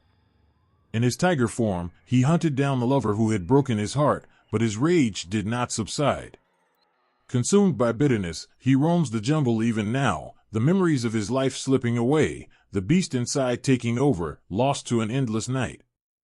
In each tale, the Harimau Jadian leaves an impression of mystery and dread. They are figures who remind villagers of the price of power and the cost of tampering with forces beyond understanding. The people believe that the curse, or blessing, of becoming a Harimau Jadian cannot be undone. Once a man has taken on the form of a tiger, he is forever marked. His soul is intertwined with the wilderness, his body with the instincts of a predator, and his heart with a sorrow that no human words can heal. Even in recent years, villagers claim to hear the heavy footsteps of a lone tiger in the dead of night, moving just beyond the edge of the village, watching, waiting. They tell children to stay indoors, not just to protect them from danger, but to keep them from seeing something that would haunt them forever. Some say that to lock eyes with a Harimau Jadian is to look into a heart filled with secrets, pain, and the primal call of the wild, a soul torn between two worlds, never fully belonging to either. So the legend of the Harimau Jadian lives on, a warning and a mystery, a tale of strength and sorrow. The people whisper these stories not just to frighten or to entertain, but to remind themselves of the invisible line between the human and the wild. They honor the Harimau Jadian, with its tragic heart and fierce spirit, as a part of the land's own hidden truth, a being as old and untamed as the jungle itself. In the heart of Malaysia, where the rivers flow deep and mysterious, villagers speak of a creature known as Badak Berendam, the submerged rhino. This isn't a typical rhinoceros, it's a being born from the depths, capable of submerging itself beneath murky waters, appearing only when the jungle is at its quietest. The stories of Badak Berendam have been passed down for generations, each one cloaked in awe and fear, describing a creature that glides beneath the water's surface like a silent shadow, never fully revealing its massive form to the human eye. They say that Badak Berendam is a spirit of both land and water, with a body as strong as stone and eyes that glow faintly beneath the ripples. Those eyes, some believe, can peer into a person's very soul. The beast emerges only at night, when the world is still, making the river's surface quiver ever so slightly as it moves. The villagers describe hearing a faint, low rumble coming from the water, like thunder rolling in the distance, signaling that Badak Berendam is near. Children are warned to stay away from the riverbanks at night, for those who have encountered the creature tell of an eerie calm that falls over the area, as if the very air waits, holding its breath. Legends tell of the origin of this creature, with many saying it was once an ordinary rhinoceros cursed by a powerful shaman. In these tales, the shaman, seeking revenge for a wrong suffered at the hands of the beast's hunter, cast a spell that transformed the animal into a creature of the water. Since then, Badak Berendam has haunted the rivers, protecting the land from those who would harm it. But while its intent may be rooted in protection, the creature's power is a force to be reckoned with, and those who venture too close may feel an overpowering sense of unease. Fishermen who have accidentally crossed paths with the Badak Berendam speak of an immense shadow beneath the water, larger than any normal rhinoceros. They tell of how the river's current changes when the creature moves, turning the calmest water into swirling eddies and pulling the unwary into its depths. One fisherman, lost for 2 days, was later found along the riverbank. He was shaken, his eyes haunted, and he spoke only of eyes in the water before slipping into silence.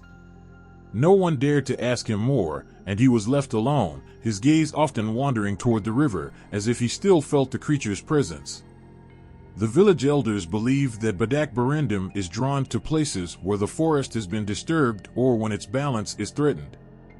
After storms that leave trees uprooted or during times when new structures are built too close to the river, strange marks are sometimes found along the muddy banks. Large, heavy imprints, round and deep, are scattered near the water.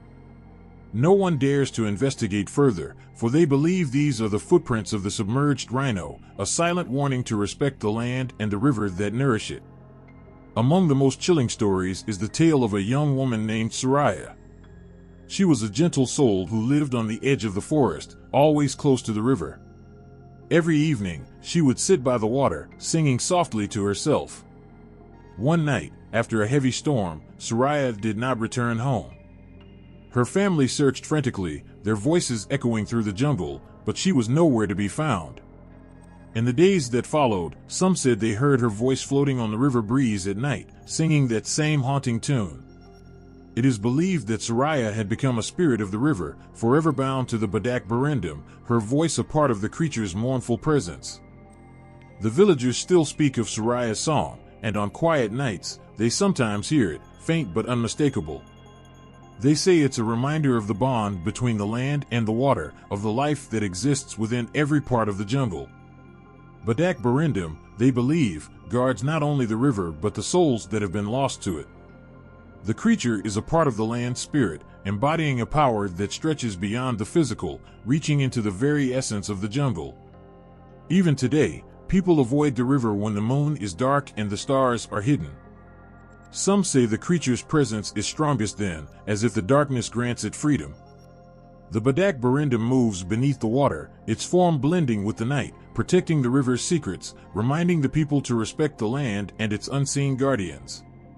Those who've heard its rumble or glimpsed its eyes never forget the encounter, for the spirit of the submerged rhino leaves a lasting mark, a humbling reminder of the ancient life that flows through Malaysia's hidden rivers. Deep within Malaysia's dense jungles and winding rivers lies the shadow of Ular Sawa, the giant python of legend. This isn't just any snake. Villagers speak of Ular Sawa in hushed voices, recalling tales passed down from their grandparents. They speak of a serpent so immense that it could coil itself around an entire tree, swallowing deer, wild boars, even whole crocodiles with effortless strength. It is said that when Yula Sawa moves, the ground trembles, as if the earth itself fears this ancient creature. One of the most haunting tales tells of a hunter named Amir, a man who spent his life among the trees, tracking game and reading the jungle's whispers. Amir had heard stories of Yula Sawa but considered them just that, stories. But one night, under the light of a pale moon, he encountered something that changed him forever. He was following tracks along the riverbank when he noticed a strange, musky scent that filled the air. The jungle was unusually quiet, a stillness so unnatural that even the insects seemed to have gone silent. Then, he saw it, a shadow slithering between the trees, larger than any python he had ever seen.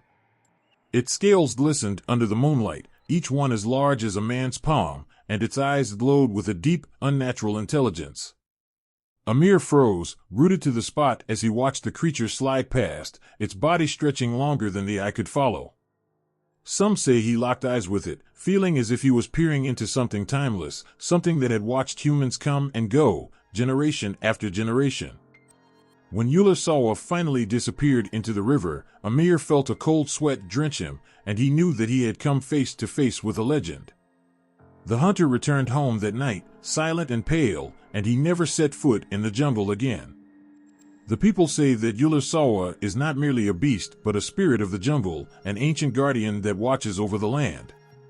Elders tell stories of how the giant python appears during times of imbalance, when the land is threatened, when the rivers are polluted, when the forest loses its harmony. In these times, sightings of Yula Sawa become more frequent, as if it emerges to remind humans of their place, to make them remember that they are visitors in this vast wilderness. One tale recounts a time when a logging company ventured deep into a part of the forest known to be sacred. Workers began to see strange marks on the trees, long scratches and grooves that seemed too precise, too deliberate. At night, they heard rustling that felt like thunder, even though no storm was near. Then, one night, a worker vanished. His colleagues found his tracks along the riverbank, but they ended suddenly, swallowed by something enormous. The company abandoned the project shortly after, leaving the jungle to its ancient guardian. There are whispers, too, of villagers who claim to have been saved by Yula Sawa. A young girl once fell into the river, struggling in the strong currents. Her family searched desperately, fearing the worst. Days passed, and hope began to fade, but then she was found along the riverbank, dazed and exhausted but unharmed. When asked how she survived, she spoke of a giant snake that carried her gently through the water, guiding her to the safety of the river's edge. She described its scales as warm, almost comforting, and its eyes as watchful, filled with an unexpected kindness. Her family believed it was Yula Sawa, recognizing her as one of its own, a child of the jungle, and choosing to protect her. Villagers leave offerings by the riverbank sometimes, small baskets of fruit or bundles of herbs, as a way to show respect to Yula Sawa.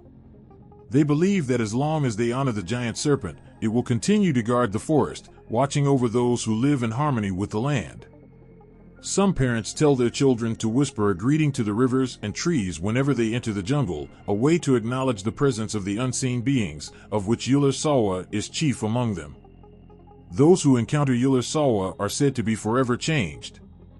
They return to their lives with a newfound reverence for the world around them, for the ancient powers that dwell just beyond the trees. They speak of feeling a silent heartbeat in the forest, a reminder that there are forces beyond human understanding, beings that have watched over the land long before humans set foot there. For the villagers of Malaysia, Yula Sawa is more than just a story. It's a symbol of balance, a reminder of the jungle's hidden strength and its quiet, watchful presence. It is said that as long as the jungle stands, Yula Sawa will remain, slipping silently through the rivers and trees, a living spirit of Malaysia's wild heart. And as people pass these tales from one generation to the next, the legend of the giant python continues to grow, its shadow stretching further into the collective memory, as timeless and unyielding as the jungle itself. In the dark, shadowed corners of the Malaysian forest, there exists a tale whispered among villagers and hunters, a tale of a creature both feared and respected, the Babi Hutan Sakti, the enchanted wild boar. This is not just any boar, but a mystical being believed to roam the thick underbrush, moving with silent power and shrouded in a cloak of the supernatural. Known for its strength and agility, the Babi Hutan Sakti is said to possess magical qualities, making it nearly impossible to capture, let alone confront. Hunters tell stories of this creature's uncanny abilities. It is said that those who chase the Babi Hutan Sakti are led on an endless journey through the jungle, as the boar seemingly disappears into thin air, only to reappear somewhere else entirely, leaving hunters disoriented and lost. The creature's footprints, visible for a moment, vanish without a trace, as if swept away by an invisible hand. Hunters, no matter how seasoned, return empty-handed, often exhausted and mystified, murmuring of an otherworldly presence that had eluded them. There's a tale of one hunter, Pak Hassan, who, many years ago, claimed to have encountered the Babi Hutan Sakti. He had been following the creature for hours, tracking it with the precision only years of experience could bring. But with every step, he felt the forest grow stranger, the air thicker, as if something was guiding him deeper into a labyrinth. Suddenly, there it was, standing still in a clearing, its dark eyes gleaming with an intelligence that seemed almost human. But just as Pak Hassan readied his spear, the boar vanished, dissolving into the shadows without a sound. He returned home that night shaken, haunted by the creature's stare. Pak Hassan never hunted again. Elders believe the Babi Hutan Sakti is more than just a beast, it's a guardian of the forest, a spirit that punishes those who disrespect the land.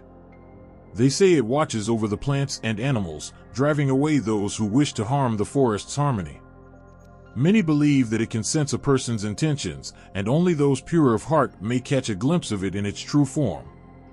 If someone means harm, the creature is said to take on terrifying illusions, its eyes glowing red as it charges forward, only to vanish into mist just before it reaches its pursuer.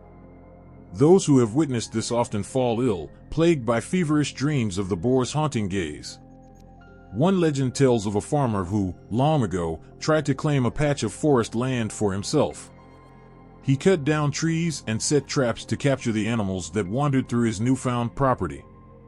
But on the first night, he was awakened by an eerie silence, the kind that presses down on you with a sense of dread. When he stepped outside, he saw the Babi Hutan Sakti standing at the edge of his clearing, watching him with its steady, unblinking eyes. The next day, he found all the traps he had set were destroyed, as if crushed by something heavy, and the trees he chopped down had somehow returned, standing tall and unscathed. The farmer, realizing his mistake, abandoned the land and left an offering of fruit and rice as a gesture of apology. From then on, he respected the forest, believing that the enchanted boar had spared him as a warning. Some believe the Babi Hutan Sakti has the power to heal, that those who are worthy may be granted its blessing. There is a story of a young boy who had been gravely ill, his family desperate for a cure. His mother, a woman of strong faith, prayed night after night in the heart of the jungle, asking for the spirit of the Babi Hutan Sakti to help her son. One evening, as she knelt beneath a large tree, she caught a glimpse of the creature, its form outlined by the soft glow of the moon. It did not approach her, but stood at a distance, watching her with what seemed like kindness in its eyes. The next morning, the boy awoke, his fever gone, his strength returned. The mother believed it was the boar's silent blessing, a gift from the forest's guardian.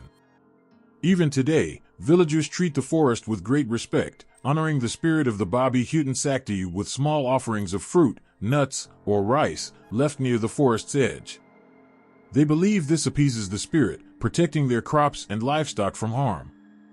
Some who venture into the forest leave gifts along the paths, hoping to gain its favor or at least its tolerance. Farmers are careful not to plant too close to the forest's heart, lest they invite the wrath of the enchanted boar. Despite its mysterious and sometimes terrifying nature, the Babi Hutan Sakti is a symbol of the bond between humans and the wilderness. It reminds the people that there is a power greater than their own, an unseen force that watches over the forest's secrets. And so, the tale of the enchanted wild boar lives on, carried in the memories of those who respect the forest, passed from one generation to the next, a story that holds the jungle's heartbeat within its words. In the sky above the ancient lands of Malaysia, there is a being whose story has been told for centuries. It is the Garuda, a creature unlike any other, with the powerful wings of an eagle and the fierce gaze of a guardian. Legends say that the Garuda is no mere bird but a divine protector, watching over the earth and skies with a heart fierce yet compassionate. Each beat of its enormous wings is said to create gusts so powerful that they stir both the winds and the spirits, a force that can calm storms or unleash them upon those who threaten peace. Garuda's legend comes with tales of heroism, sacrifice, and unbreakable loyalty. People speak of a time when the skies were his kingdom, a place where he would soar freely, a majestic figure feared by evil spirits.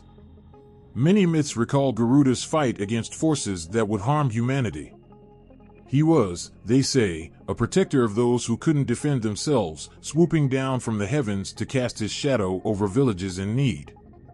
The people would look up, seeing his massive wings stretch wide across the sky, and know they were safe. His gaze, sharp as lightning, could spot danger from miles away, and his mighty talons could crush even the most fearsome demons. One tale that lives on in whispered stories is of Garuda's battle against the Naga, the serpentine beings who once threatened the earth and its people.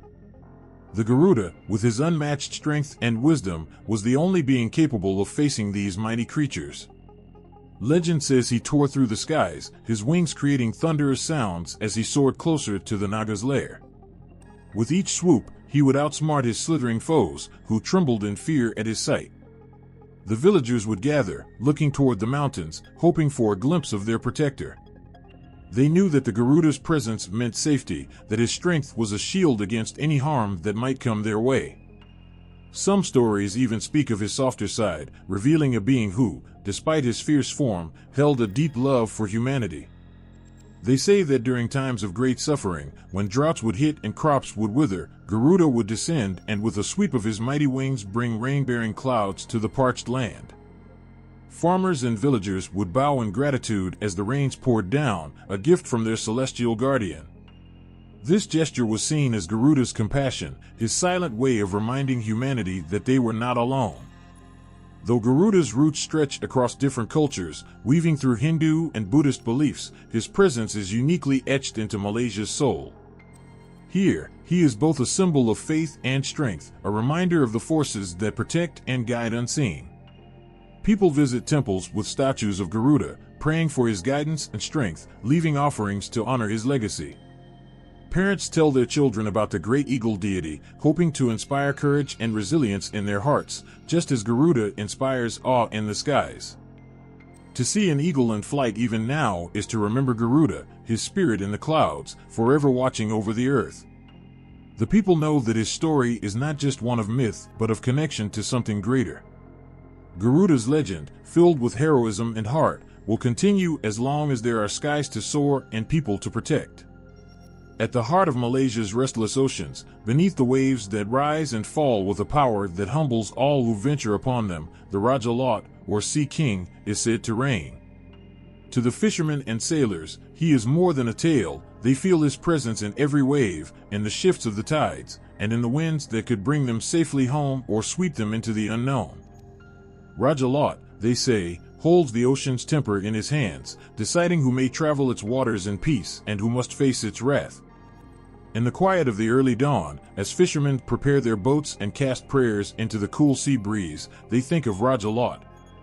Stories passed down for generations tell of how the Sea King's gaze rests upon the ocean with a solemn pride, his spirit mingling with the vastness of the deep. When the sun is high and the waters seem calm, it is a sign of his mercy, a silent blessing to the humble sailors who respect the sea as his domain. But when storms begin to brew, churning clouds and whipping winds into a frenzy, the people say it is Raja Lot's warning, a sign that something has disturbed the balance of his watery kingdom. Some nights, when the moonlight glimmers over the waves, casting eerie shadows across the water, old tales echo through the minds of those who listen closely. They say that if you're very quiet and very lucky, you might catch a glimpse of his figure rising from the ocean, a majestic being draped in robes of seaweed, with a crown of coral and pearls, his eyes as endless and deep as the waters he commands. His appearance is a rare and awe-inspiring sight, said to only be granted to those who truly honor the ocean's ways. One tale that lives in the hearts of seafarers is the story of a young fisherman who once challenged Raja Lot's might. Eager and bold, the fisherman ventured into waters no one dared to sail, laughing off warnings from the village elders. As his boat drifted farther into the sea, the calm turned to chaos. Towering waves rose, the sky darkened, and the wind howled, fierce and unyielding. It was then that he saw a shadow in the depths, a form that seemed to grow larger with each passing moment until, through the crashing waves, the figure of Raja Lot himself appeared. The young man trembled, understanding the weight of his mistake too late, feeling the power of the Sea King's fury.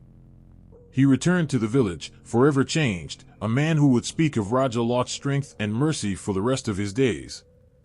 Many believe Raja Lot is not a being to be feared, but a guardian to be revered. It is said he listens to the quiet pleas of those who respect the sea and lives with gratitude. When storms ravage villages, prayers to Raja Lot fill the air, asking him to show mercy, to let the ocean's rage subside and grant peace once more. For families who make their lives by the water, the Sea King is part of their daily rituals, a guiding spirit, both feared and beloved. Raja Lot's legend has woven itself into the lives of the people, not merely as a tale to be told, but as a presence to be honored. He is a reminder of the power of nature, the mystery of the deep, and the respect that must be shown to forces beyond human control. Those who live near the shore, who feel the ocean's pulse as a rhythm that shapes their lives, know that he is always there, watching over his vast, boundless kingdom. In the dim light of dusk, when shadows stretch and dance among the trees, tales of Jinn Islam whisper through the air, wrapping around the hearts of those who listen. These aren't just stories, they are threads woven into the very fabric of Malaysian culture, capturing the imagination and stirring emotions. Jinn, or jinn, are beings made of smokeless fire, and their presence in Malaysian folklore has taken on a unique and profound significance, especially after the arrival of Islam. Long ago, before the teachings of Islam took root, jinn were often viewed with fear and suspicion. They roamed the earth and the shadows, causing mischief and chaos. But as the message of Islam spread, so did the understanding of these beings. The jinn were no longer just creatures of whimsy and fright, they became part of a larger narrative, a balance of good and evil. In Malaysian myths, Jinn Islam took on the role of guardians and protectors, serving as a bridge between the seen and the unseen. The tales often begin with an innocent act, perhaps a curious child wandering into the forest or a traveler lost in the hills. It is in these moments of vulnerability that the jinn reveal themselves. They might appear as a whisper on the wind or a flicker in the shadows, guiding the lost back to safety. Those who respect the traditions and the words of the Quran speak of these encounters with reverence. The jinn, they say, can sense the purity of a heart and the sincerity of a prayer. One heart-touching story tells of a young girl who often wandered near the edge of a mysterious forest. Her curiosity led her to explore the hidden paths, much to the worry of her family. One fateful evening, as the sun dipped below the horizon, she ventured deeper than ever before. Lost and afraid, she called out for help. Suddenly, the air shimmered, and a gentle figure emerged, a jinn of radiant light. Instead of fear, she felt an overwhelming sense of calm wash over her. The jinn took her hand, leading her safely back to her village. From that day on, she knew that not all jinn were to be feared, some were protectors, watching over those who respected the land and the teachings of Islam.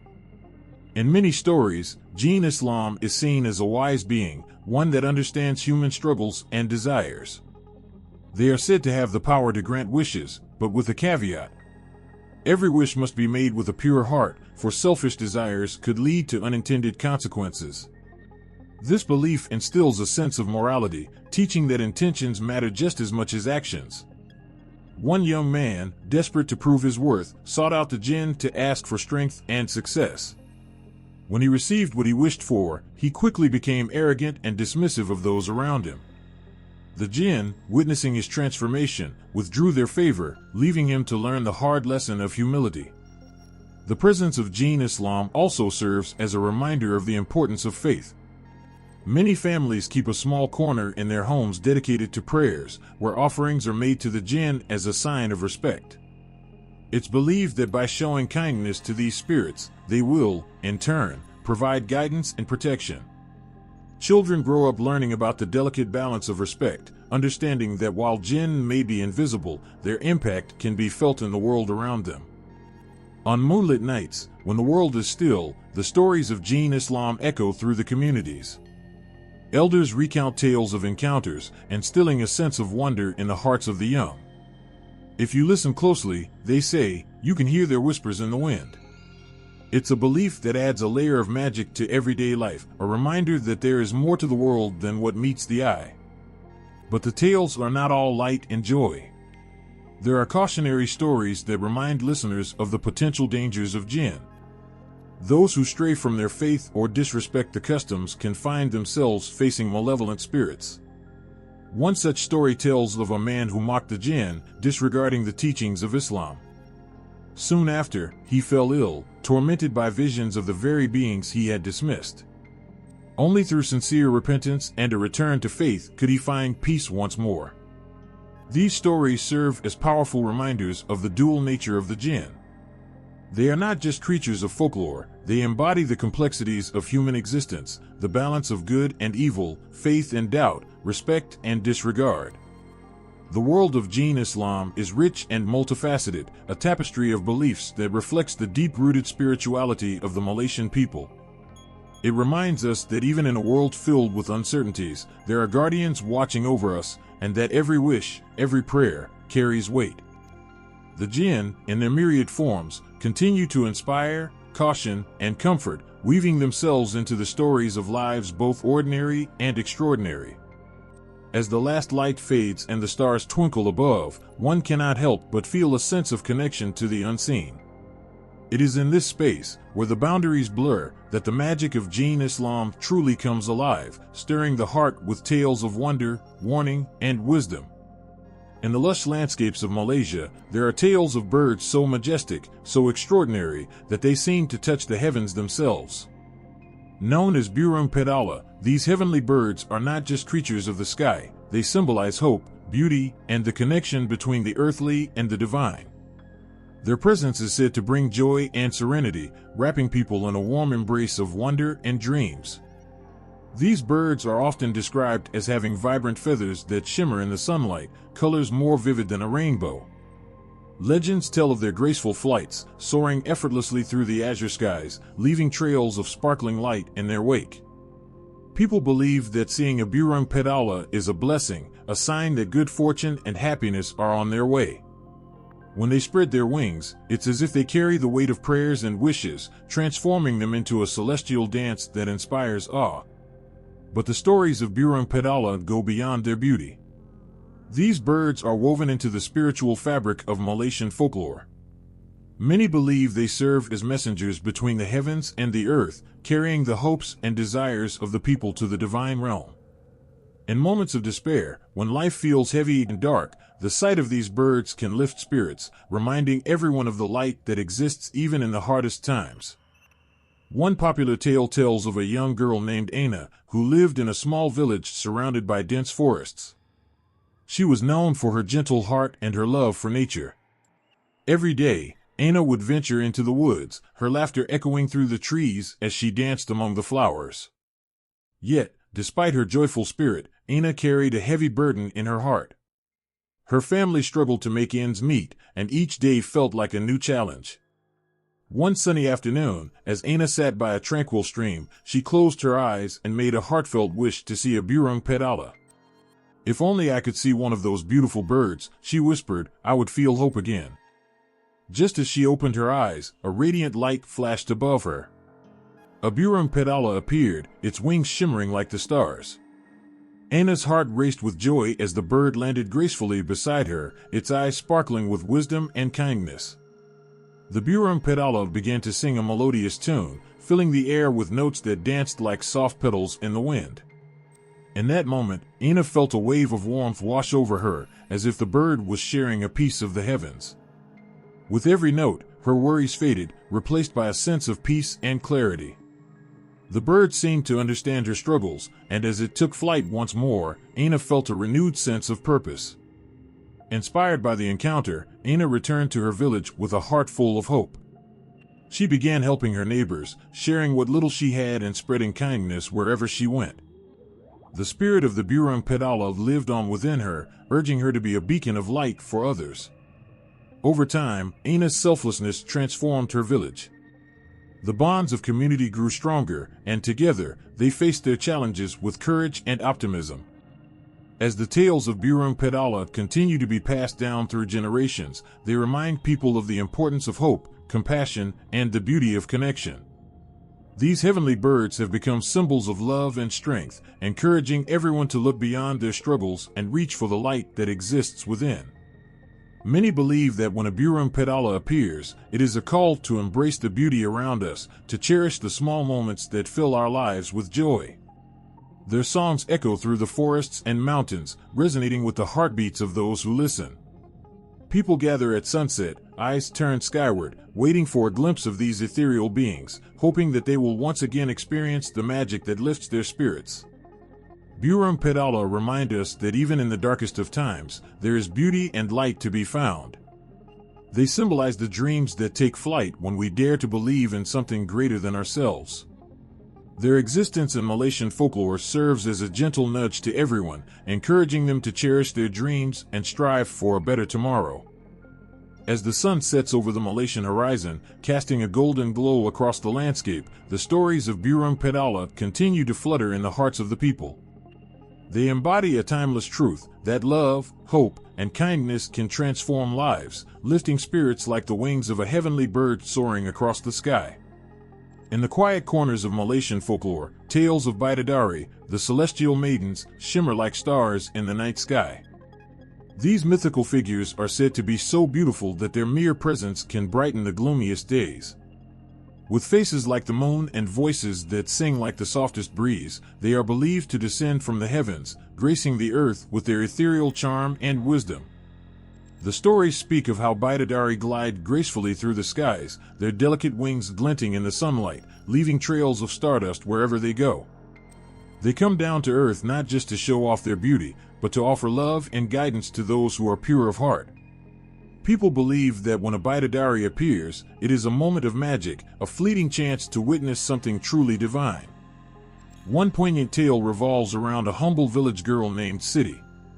Living in a small, dusty village, she dreamed of a life beyond the fields and the daily grind.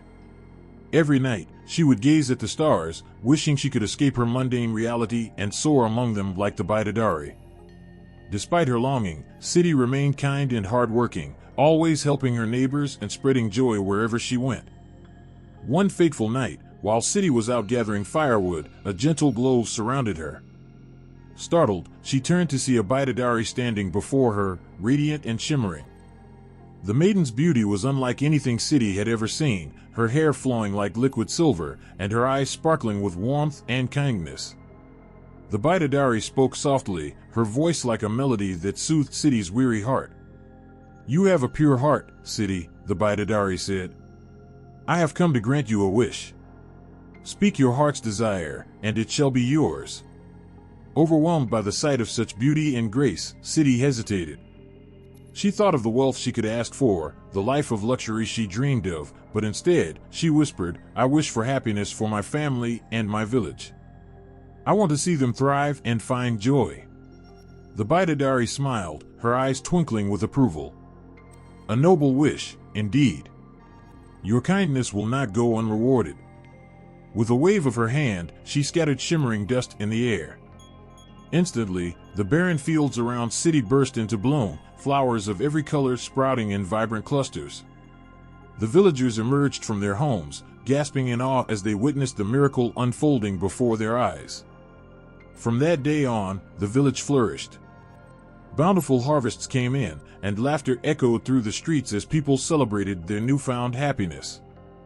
They attributed this transformation to the Bidadari, who had granted Siti's selfless wish.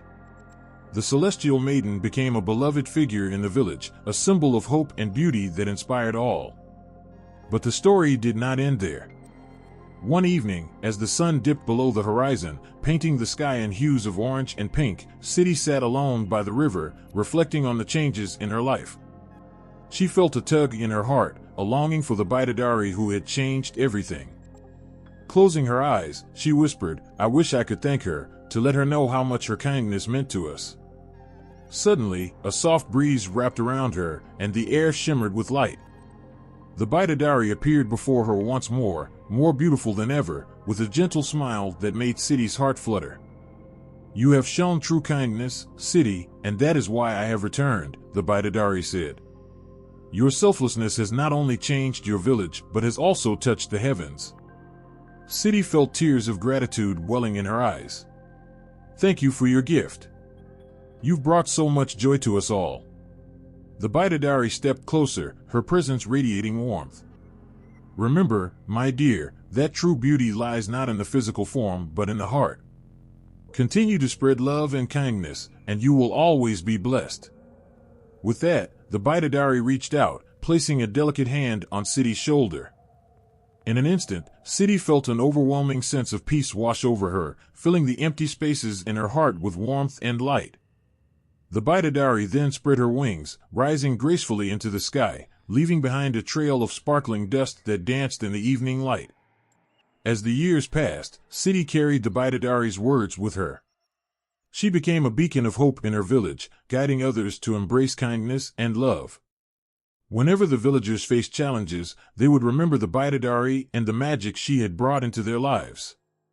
Stories of the celestial maidens continued to inspire generations, reminding everyone of the power of a pure heart.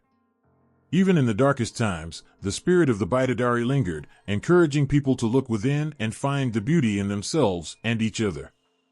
Siddhi's village transformed into a place of harmony and happiness, where laughter rang out like music and love was woven into every moment. Through the legend of the bidadari, the people learned that true magic exists in the connections we share and the acts of kindness that ripple through our lives. The celestial maidens became symbols of hope, beauty, and the transformative power of love, guiding everyone to seek the light within and spread it to others. And so, the tales of bidadari continue to be whispered in the cool night air, enchanting the hearts of those who believe. They remind us that in a world that often feels heavy, there is always a spark of magic waiting to illuminate our lives, a celestial touch that encourages us to embrace the beauty of our shared humanity. In the shadows of Malaysia's past, there lingers a presence that many speak of in hushed tones, the hantu jipan, the Japanese ghost. These spirits are often thought to be linked to the turbulent times of World War II, a period filled with fear and uncertainty.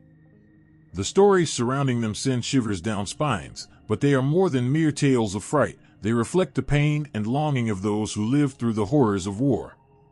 The hantu jipan is said to take many forms, but one of the most haunting descriptions is that of a soldier clad in tattered uniform, his face pale and eyes filled with sadness. His spirit wanders the deserted battlefields, searching for something lost in the chaos of conflict. Some say he was a young man, barely out of his teens, who fought bravely but fell victim to the violence that consumed his life. His restless soul is left behind, caught between worlds, unable to find peace. One evening, in a quiet village nestled near the jungle, a young girl named Amina was playing with her friends. As twilight fell, they heard strange whispers dancing through the trees. Curiosity piqued, Amina and her friends followed the sound, hearts pounding with a mix of fear and excitement. The whispers led them to an old, abandoned house, rumored to be haunted by the hantu jipan. As they approached, a chill ran down Amina's spine. The air was thick with a sense of history, a weight that pressed against her chest. The moonlight cast eerie shadows on the walls, illuminating faded photographs that hung crookedly. One picture caught her eye, a young soldier smiling brightly, a stark contrast to the dark aura that surrounded the place. The girls huddled together, whispering nervous giggles, trying to shake off the fear that gripped them. Suddenly, a gust of wind swept through the room, making the shutters bang violently against the walls. Amina gasped as she saw a figure in the corner. It was the soldier from the photograph, his expression now a mix of sorrow and longing. He looked at Amina with eyes that seemed to plead for understanding. Without thinking, Amina stepped forward. "Why are you here?" she whispered, her voice trembling. The soldier's gaze softened, and for a moment, she felt a connection, as if he could hear the unspoken pain in her heart. In that instant, Amina remembered her grandmother's stories about the war, how it had taken away so many lives, how fear had seeped into the hearts of the people. She thought of the families torn apart, the children who had lost their parents, and the dreams that had been shattered. The haunted jeepin was not just a ghost, he was a reflection of the suffering that lingered in the shadows of history.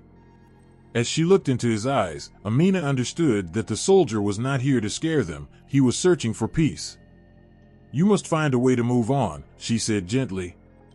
"Your spirit is trapped here, lost in the pain of the past." The soldier nodded slowly, tears forming in his eyes. Amina felt a surge of compassion and reached out, as if to touch his hand. In that moment, the room was filled with warmth, a glow that seemed to bridge the gap between the living and the dead. Amina knew that healing was possible, even for a lost soul. With a deep breath, she spoke again, "Let us remember you. Share your story with us, so you are not forgotten." The soldier's face brightened, and he began to fade, but not before he nodded in gratitude. As he disappeared into the shadows, Amina felt a lightness in the air, as if a weight had been lifted. That night, Amina and her friends gathered in her home, their hearts still racing from the encounter. They shared stories of the war, tales of courage, love, and loss. Amina recounted the soldier's story, breathing life into his memory. As they spoke, the darkness of the past began to feel less suffocating, transformed by the act of remembrance. From that day on, Amina felt a bond with the haunted jeepin. She would often visit the old house, bringing offerings of flowers and candles, honoring the spirit that had touched her heart. Her friends joined her, and soon the once desolate place became a spot of reflection and connection. It was a place where laughter mingled with remembrance, where fear transformed into understanding. In sharing the stories of the haunted jeepin, Amina and her friends discovered the power of compassion. They learned that every ghost had a tale, a life that deserved to be acknowledged. The Japanese ghost was no longer a figure of fright, he was a reminder of the scars left by war, a call to honor those who had suffered. As the years passed, the tales of haunted jeepin spread through the village, transforming fear into awareness. Families began to tell their children about the ghosts of the past, instilling a sense of respect for history and the lives that had been lost. Amina grew into a storyteller, weaving the tales of the haunted jeepin into the fabric of her community, reminding everyone that understanding can heal even the deepest wounds. On quiet nights, when the moon hung low in the sky, villagers would gather around fires, sharing their stories. They would speak of the soldier's gentle spirit, how he had touched the hearts of children and adults alike. The laughter would blend with the whispers of the past, creating a harmony that echoed through time. Amina found comfort in knowing that the haunted jeepin had found a way to live on in their memories. The ghost that once haunted their fears had become a guardian of their stories, a symbol of hope that through understanding, they could heal from the wounds of the past. The soldier was no longer alone, he was part of a community that embraced his memory, a spirit welcomed home. In this way, the haunted jeepin remained an enduring presence in the hearts of those who chose to remember. The whispers in the night became songs of remembrance, echoing through the generations, reminding everyone that even in the darkest moments, light can be found.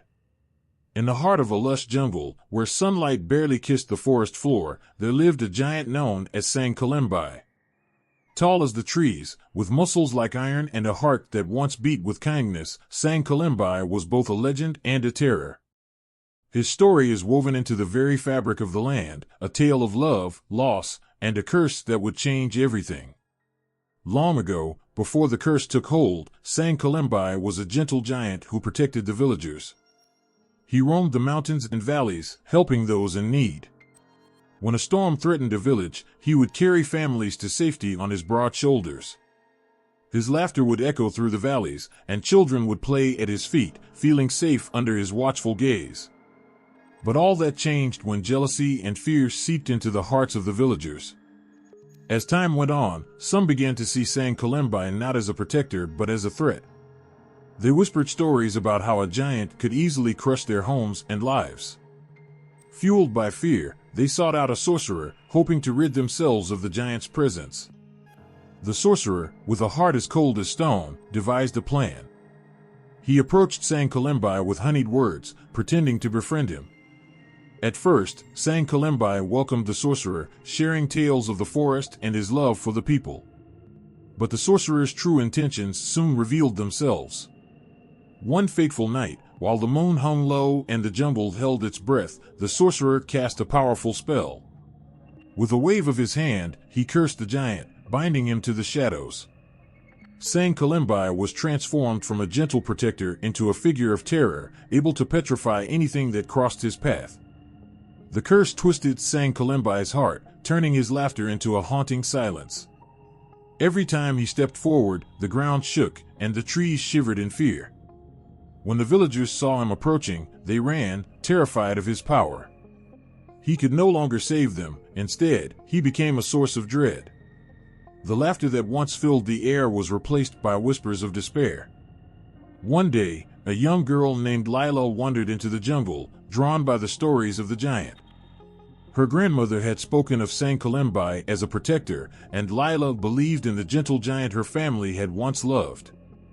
With every step, her heart raced with a mix of fear and excitement. She had heard the warnings, yet curiosity pulled her deeper into the forest. As she ventured further, she felt the weight of the jungle around her.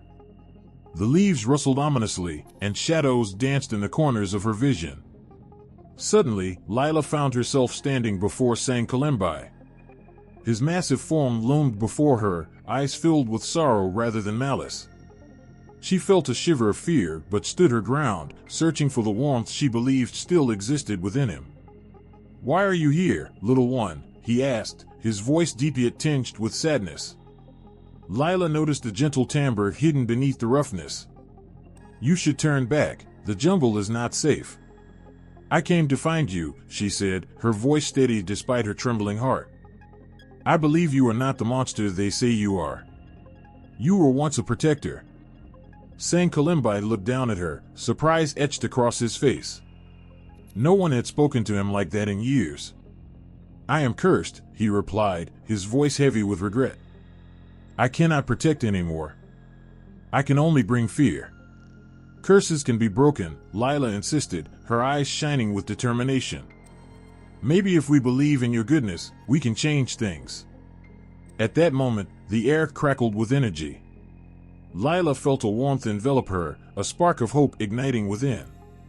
She reached out her hand, offering a small token, an amulet passed down from her grandmother.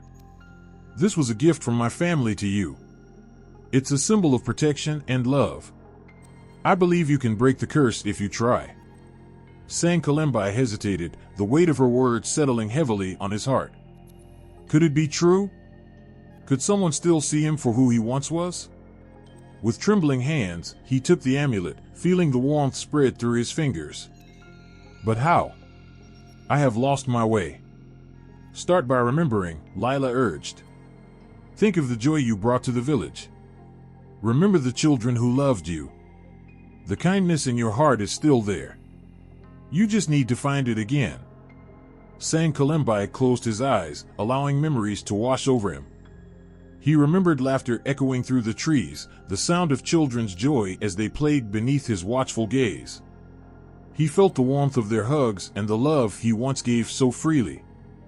The more he remembered, the more he felt the curse loosening its grip. In that moment of reflection, the jungle itself seemed to shift. The darkness began to recede, and a soft light surrounded the giant. The curse that had once bound him started to break.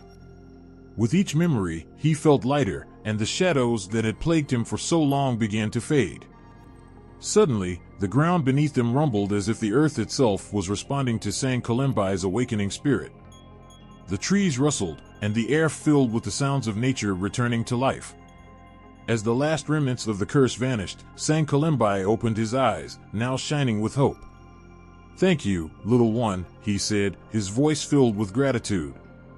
"You have shown me that I am still worthy of love. I can protect again." With renewed purpose, Sang Kalimbai vowed to be the guardian he once was. Lila smiled, her heart swelling with joy, knowing that she had helped restore a gentle giant's spirit. From that day on, Sang Kalimbai walked the jungle again, not as a figure of terror but as a protector of the people. The villagers, once fearful, learned to embrace him. They shared stories of the gentle giant, rekindling their lost connection. The laughter of children filled the air once more, echoing through the trees. Sang Kalimbai was no longer alone. He had found his way back to the heart of the community he loved. In the end, the curse of Sang Kalimbai served not just as a warning but as a reminder of the power of kindness and belief. Lila's bravery had transformed fear into love, healing the wounds of the past. And the jungle, once dark and foreboding, blossomed with life and joy, reflecting the giant's renewed spirit. In the soft glow of twilight, when the sun kisses the horizon and the shadows begin to dance, the Malaysian forests come alive with whispers of magic. Hidden among the trees are the peri-peri, enchanting beings that flit about with a mischievous twinkle in their eyes. These fairy-like creatures, often compared to the fairies of Western tales, hold a special place in the hearts of those who believe in their existence. Legends speak of the peri-peri as guardians of the forest, with delicate wings shimmering like the dew on a fresh morning. Their laughter sounds like the soft tinkling of bells, and their presence brings a gentle breeze that rustles the leaves. Yet, beneath their whimsical charm lies a spirit of playfulness that can sometimes lead to trouble. Many who have encountered them speak of both joy and mischief, leaving a trail of wonder and caution in their wake. Children often gather at the edge of the woods, drawn by stories of the peri-peri. They imagine the fairies dancing in moonlight, their gossamer wings catching the silvery beams as they swirl through the air. With hearts full of hope, the little ones whisper their wishes into the night, believing that if they are pure and true, the peri-peri might just grant them. The forest becomes a sacred space, where dreams are woven into the fabric of the evening. But not every tale is filled with sweetness. The peri-peri, while enchanting, can also be capricious. It is said that they enjoy playing tricks on those who wander too far into their domain. A traveler might find themselves lost in a maze of trees, the path shifting as the peri-peri giggled from the shadows. They could lead a curious child to a glistening pool, only to vanish before the child can reach them, leaving behind nothing but ripples on the water's surface. These antics serve as reminders to respect the magic of the forest and tread carefully among its wonders. There is a story told among the villagers of a young girl named Maya. She lived on the outskirts of the forest, her heart always yearning for adventure. One fateful night, drawn by the glow of fireflies and the soft melodies that floated through the air, she ventured into the woods. The night was alive with the sounds of chirping crickets and the rustling leaves, wrapping her in a warm embrace. As she wandered deeper, she felt an inexplicable pull, as if the forest itself were inviting her to discover its secrets.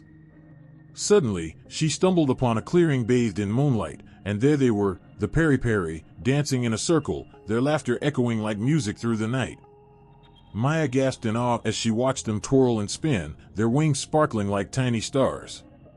Caught in the moment, she stepped forward, drawn to their joy, her heart swelling with delight. As if sensing her presence, the peri-peri stopped, their laughter fading into curious whispers. One of the fairies, with wings like delicate petals, approached Maya. "Why have you come here, child?" she asked, her voice as soft as the night breeze. Maya, unable to contain her excitement, replied, "I wanted to see you. I've heard stories about your magic and how you make wishes come true." The fairy's eyes twinkled mischievously. "Wishes, you say? But wishes come with a price. Are you ready to pay?" Maya hesitated for a moment, her heart racing. "What do you mean?" "The heart of a child is pure, but it must also be brave. To receive, you must give," the fairy explained, gesturing to the other peri-peri, who watched with eager eyes.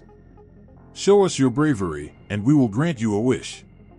Without fully understanding what was to come, Maya nodded, her spirit ignited by the thrill of adventure. The fairy smiled and beckoned her to follow. They led her to a grove where ancient trees stood tall, their roots entwined like the fingers of old friends. "In this grove lies a hidden treasure," the fairy said. "But beware, for it is guarded by shadows." As they approached the grove, the air grew colder, and an uneasy feeling crept into Maya's heart. The shadows danced at the edges, and for a moment, fear gripped her. But the laughter of the peri-peri echoed in her ears, filling her with courage. "I can do this," she whispered to herself, her determination shining bright. With each step, she faced the shadows that whispered doubt and fear, refusing to let them take hold. The shadows loomed larger, swirling around her like dark clouds, but Maya pressed on. She remembered the stories of the Peri-Peri, of their magic and their love for the forest. With a deep breath, she called out, "I am not afraid. I wish to protect this forest and all its magic." At her words, a brilliant light burst forth from the heart of the grove.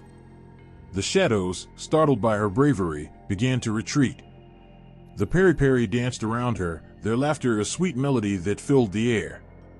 "Your heart is brave, and your spirit is true," the fairy declared, clapping her hands. "You shall be our protector."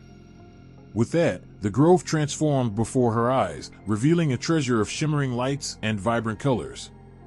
The trees seemed to glow, and the flowers opened their petals wide, displaying their beauty. Maya felt a warmth spread through her, a connection to the magic that surrounded her. As the celebration continued, Maya realized that her wish had come true, but not in the way she had expected. The true treasure was the bond she had formed with the Peri-Peri, a promise to watch over the forest and its secrets. From that day on, Maya became a guardian of the woods, sharing tales of the Peri-Peri and encouraging others to cherish the magic around them. She taught children to respect the forest, to understand that the magic of the Peri-Peri was a gift to be nurtured. Even as the years passed and Maya grew older, the spirit of the Peri-Peri lived on in her heart. She would often wander into the woods, feeling their presence in the rustle of leaves and the glow of the moonlight. Each time she closed her eyes, she could hear their laughter, a reminder of the magic that thrives in nature, waiting for those brave enough to seek it. The Peri-Peri remain a beloved part of Malaysian folklore, embodying the spirit of mischief and wonder. They remind us that magic is not just in fairy tales, but also in the moments of courage, kindness, and connection we create in our lives. As the sun sets and the stars begin to twinkle, one can almost hear the distant laughter of the Peri-Peri, inviting all to believe in the extraordinary. In the quiet corners of Malaysian villages, stories are whispered around flickering candles and warm fires. These tales speak of mysterious beings that roam the forests, rivers, and even the shadows of the night. The belief in these mythical creatures runs deep, intertwining with the everyday lives of people who respect the unseen forces that surround them. To navigate this delicate balance between the human world and the realm of the unknown, rituals and taboos are woven into the fabric of their culture, serving as protective measures against the wrath of these creatures. Families gather together, sharing stories passed down through generations, their voices low and filled with reverence. They speak of creatures like the Harimau Jadian, shapeshifters that can transform into fearsome tigers, and the Badak Berendam, the submerged rhino that lurks beneath the water's surface. As the tales unfold, a sense of unease fills the air, reminding listeners of the need to tread lightly. Before embarking on a journey into the forest or near the river, villagers prepare carefully. They know that the spirits of nature watch over their domains, and any misstep could anger them. It is customary to whisper a prayer, asking for protection and guidance. The act of bowing one's head in respect becomes a silent promise to honor the spirits, a way of saying, "I see you, and I acknowledge your presence." One of the most important taboos observed is the prohibition against pointing at mysterious sights. If a villager sees something strange, perhaps a shadow flitting between the trees or an unexplained sound echoing through the night, they are taught never to point. Instead, they would gesture subtly with their whole hand or simply turn away, fearing that pointing could provoke the spirits. This simple act reflects a deep understanding of respect and caution, an acknowledgement that some things are best left undisturbed.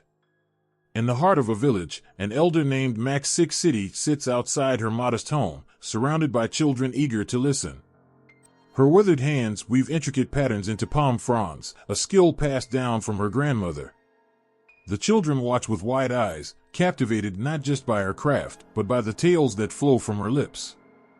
"Once, I saw the ular sawa, a giant python that can crush its prey," she begins, her voice soft yet filled with authority. "But I didn't point. Instead, I whispered a prayer, asking for its forgiveness. I had wandered too close to its territory."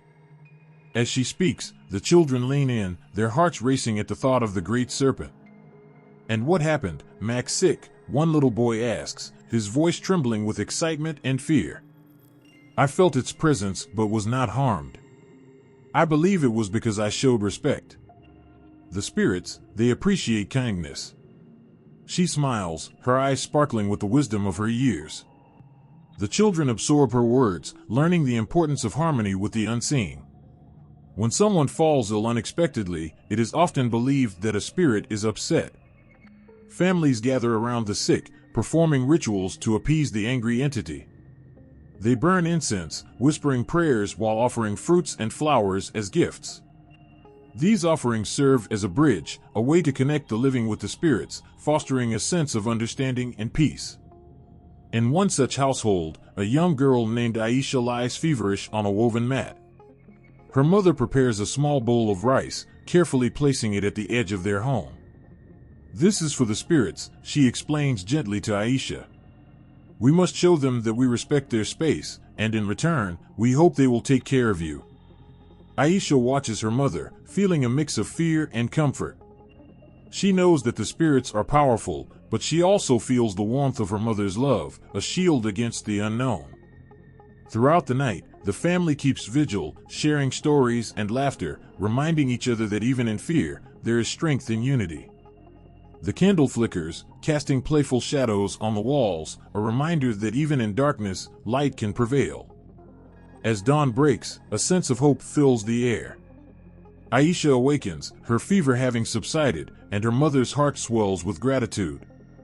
They share a knowing glance, understanding that their rituals and respect have brought peace back into their home. In the villages, it is also common to create small talismans or charms. These are often made from natural materials, like stones or leaves, and are believed to carry protective qualities. Children are often given these charms to wear around their necks or carry in their pockets, serving as a reminder that they are watched over, even by those unseen. A little boy named Amir proudly wears his charm, a small stone wrapped in a piece of cloth his grandmother gave him. "This will keep the spirits away, right, Abba?" he asks, his eyes shining with innocence. "Only if you respect them," his father replies, ruffling his hair. "Remember, Amir, they are not all bad. Some are our friends, but we must always be careful." With this understanding, Amir carries his charm with pride, feeling a connection to the magical world that surrounds him. As evening falls again, the villagers gather for their nightly rituals, the air thick with anticipation. They light candles and incense, the sweet aroma mingling with the scent of the forest. It is a time for reflection and gratitude, where they honor the spirits and ask for guidance in the days ahead. Elder Max Six City leads the prayers, her voice rising and falling like the gentle breeze. The villagers close their eyes, feeling the weight of their words and the warmth of their community. Together, they acknowledge the spirits, their presence palpable in the night air. "May the spirits protect us and guide us in our ways," she prays. "May we walk in harmony, respecting the earth and all its beings." In that moment, the villagers feel a bond, not just with each other, but with the unseen world that surrounds them. They understand that the spirits, while mysterious, are also protectors, watching over their homes and guiding their lives. As the candles flicker and the night deepens, the villagers drift off to sleep, knowing they have done their part to honor the mystical beings. In their dreams, they may encounter the creatures of legend, but they will do so with respect and understanding, forever grateful for the connection they share with the unseen world. Through rituals and taboos, the people of Malaysia continue to weave their stories with the threads of respect, love, and courage. They understand that their actions shape the world around them and that in every prayer, every offering, and every whispered wish, they are part of a larger tapestry that binds them to the spirits of the land. In the heart of Malaysian villages, where the whispers of the past blend seamlessly with the everyday lives of the people, healing is not just a practice, it is a sacred dance between the seen and the unseen. Traditional healers, often called bomo, possess the gift of connecting with the spiritual world. They harness the power of mythical creatures believed to aid or obstruct their healing practices. Each creature has its own unique essence, influencing the effectiveness of the healing process, wrapping the community in a blanket of hope and fear. One evening, under the soft glow of oil lamps, a healer named Pak Mat prepares for a session with a sick child named Amir. The village is still, with only the sound of crickets filling the air. Pak Mat, known for his deep knowledge of the mystical, holds a small pouch filled with herbs and symbols of protection. He knows that to heal Amir, he must not only treat the body but also engage with the spiritual beings that hover nearby. As Pakmat kneels beside Amir, he recalls the tales of the Pontianak, the spirits of illness that cling to those in pain. These spirits are known to make their homes in the shadows, waiting for moments of weakness to invade. With his gentle hands, Pakmat takes out a small stone shaped like a crescent moon. This is a talisman believed to attract the blessings of the Bidadari, the celestial maidens. The village believes that these maidens, with their unmatched beauty and grace, possess the ability to bring healing and comfort. Amir, my boy, you must be strong, Pakmat says softly, placing the talisman near the child's pillow. The Bidadari will watch over you. The child, with his wide eyes filled with both fear and trust, nods as if understanding the weight of the moment. Pakmat closes his eyes, murmuring ancient prayers that intertwine with the rustle of leaves outside. In his mind, he pictures the Bidadari fluttering around him, their wings shimmering like stars. He asks them for their gentle touch, to soothe Amir's fever and lighten the burden of his sickness. But not all mythical beings bring comfort. Some creatures carry a darker energy, known to disrupt the healing process.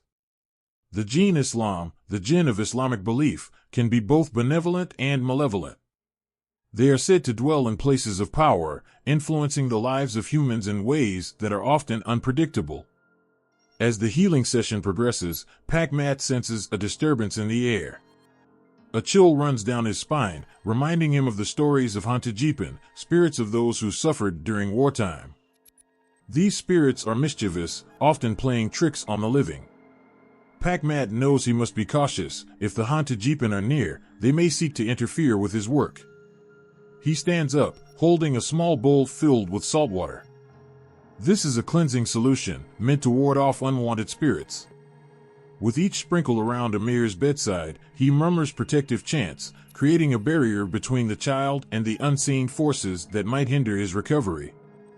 Amir watches with a mix of wonder and anxiety as Pakmat pours the salt water in a careful circle.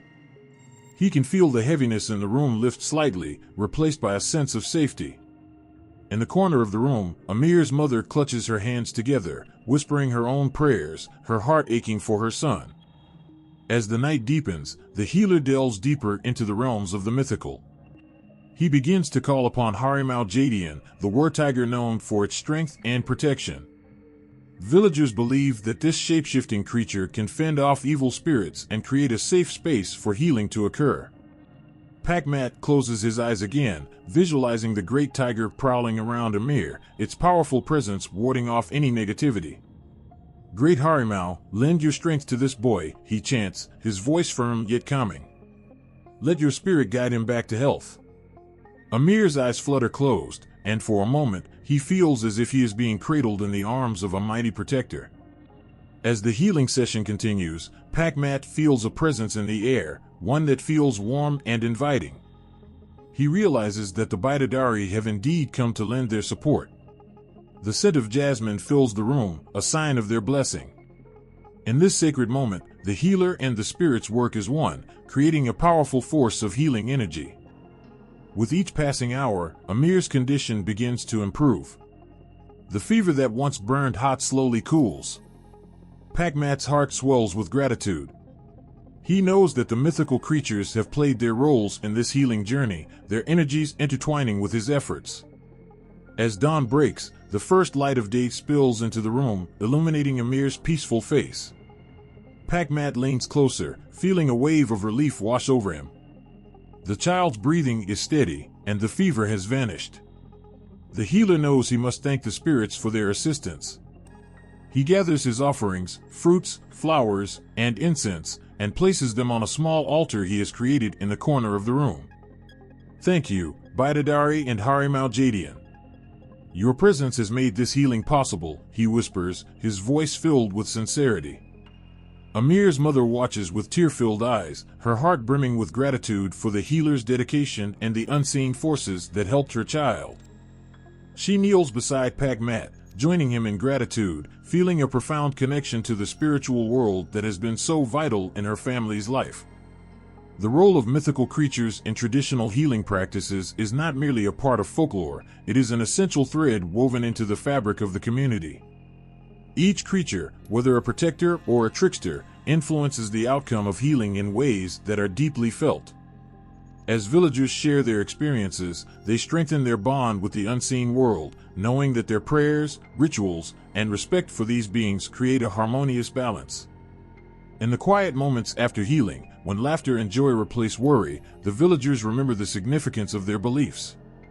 They understand that the mythical creatures are more than just stories, they are guardians and guides, forever entwined with their lives, shaping their understanding of health, illness, and the power of connection. In a small village in Malaysia, the sun sets, casting a golden glow on the lush landscape. Children gather around an elder, their eyes wide with excitement. The elder begins to weave tales of mythical creatures, drawing them into a world where the lines between reality and imagination blur. Each story he tells is not just a mere tale, but a reflection of the culture, hopes, and fears of the people. These creatures, from the enchanting bidadari to the mischievous peri-peri, are more than legends, they are woven into the very fabric of Malaysian art, music, and literature. As the elder speaks, the villagers can picture the majestic Garuda, the eagle deity soaring high above the treetops, its powerful wings slicing through the air. Artists have long been inspired by this magnificent creature. They depict Garuda in vibrant colors on traditional batik fabrics, where every stroke tells a story of strength and freedom. The beauty of the artwork evokes emotions that resonate deeply within the hearts of those who see it. The eagle becomes a symbol of hope, reminding everyone of the power that lies within them. In the quiet of the evening, the sound of a gamelan orchestra fills the air. Musicians play with passion, their melodies echoing the rhythms of the mythical world. The music tells stories of ancient battles and celestial beings, with each note wrapping around the listeners like a warm embrace. The Hantu Jipan, the spirits of the past, inspire haunting melodies, serving as a reminder of history's weight.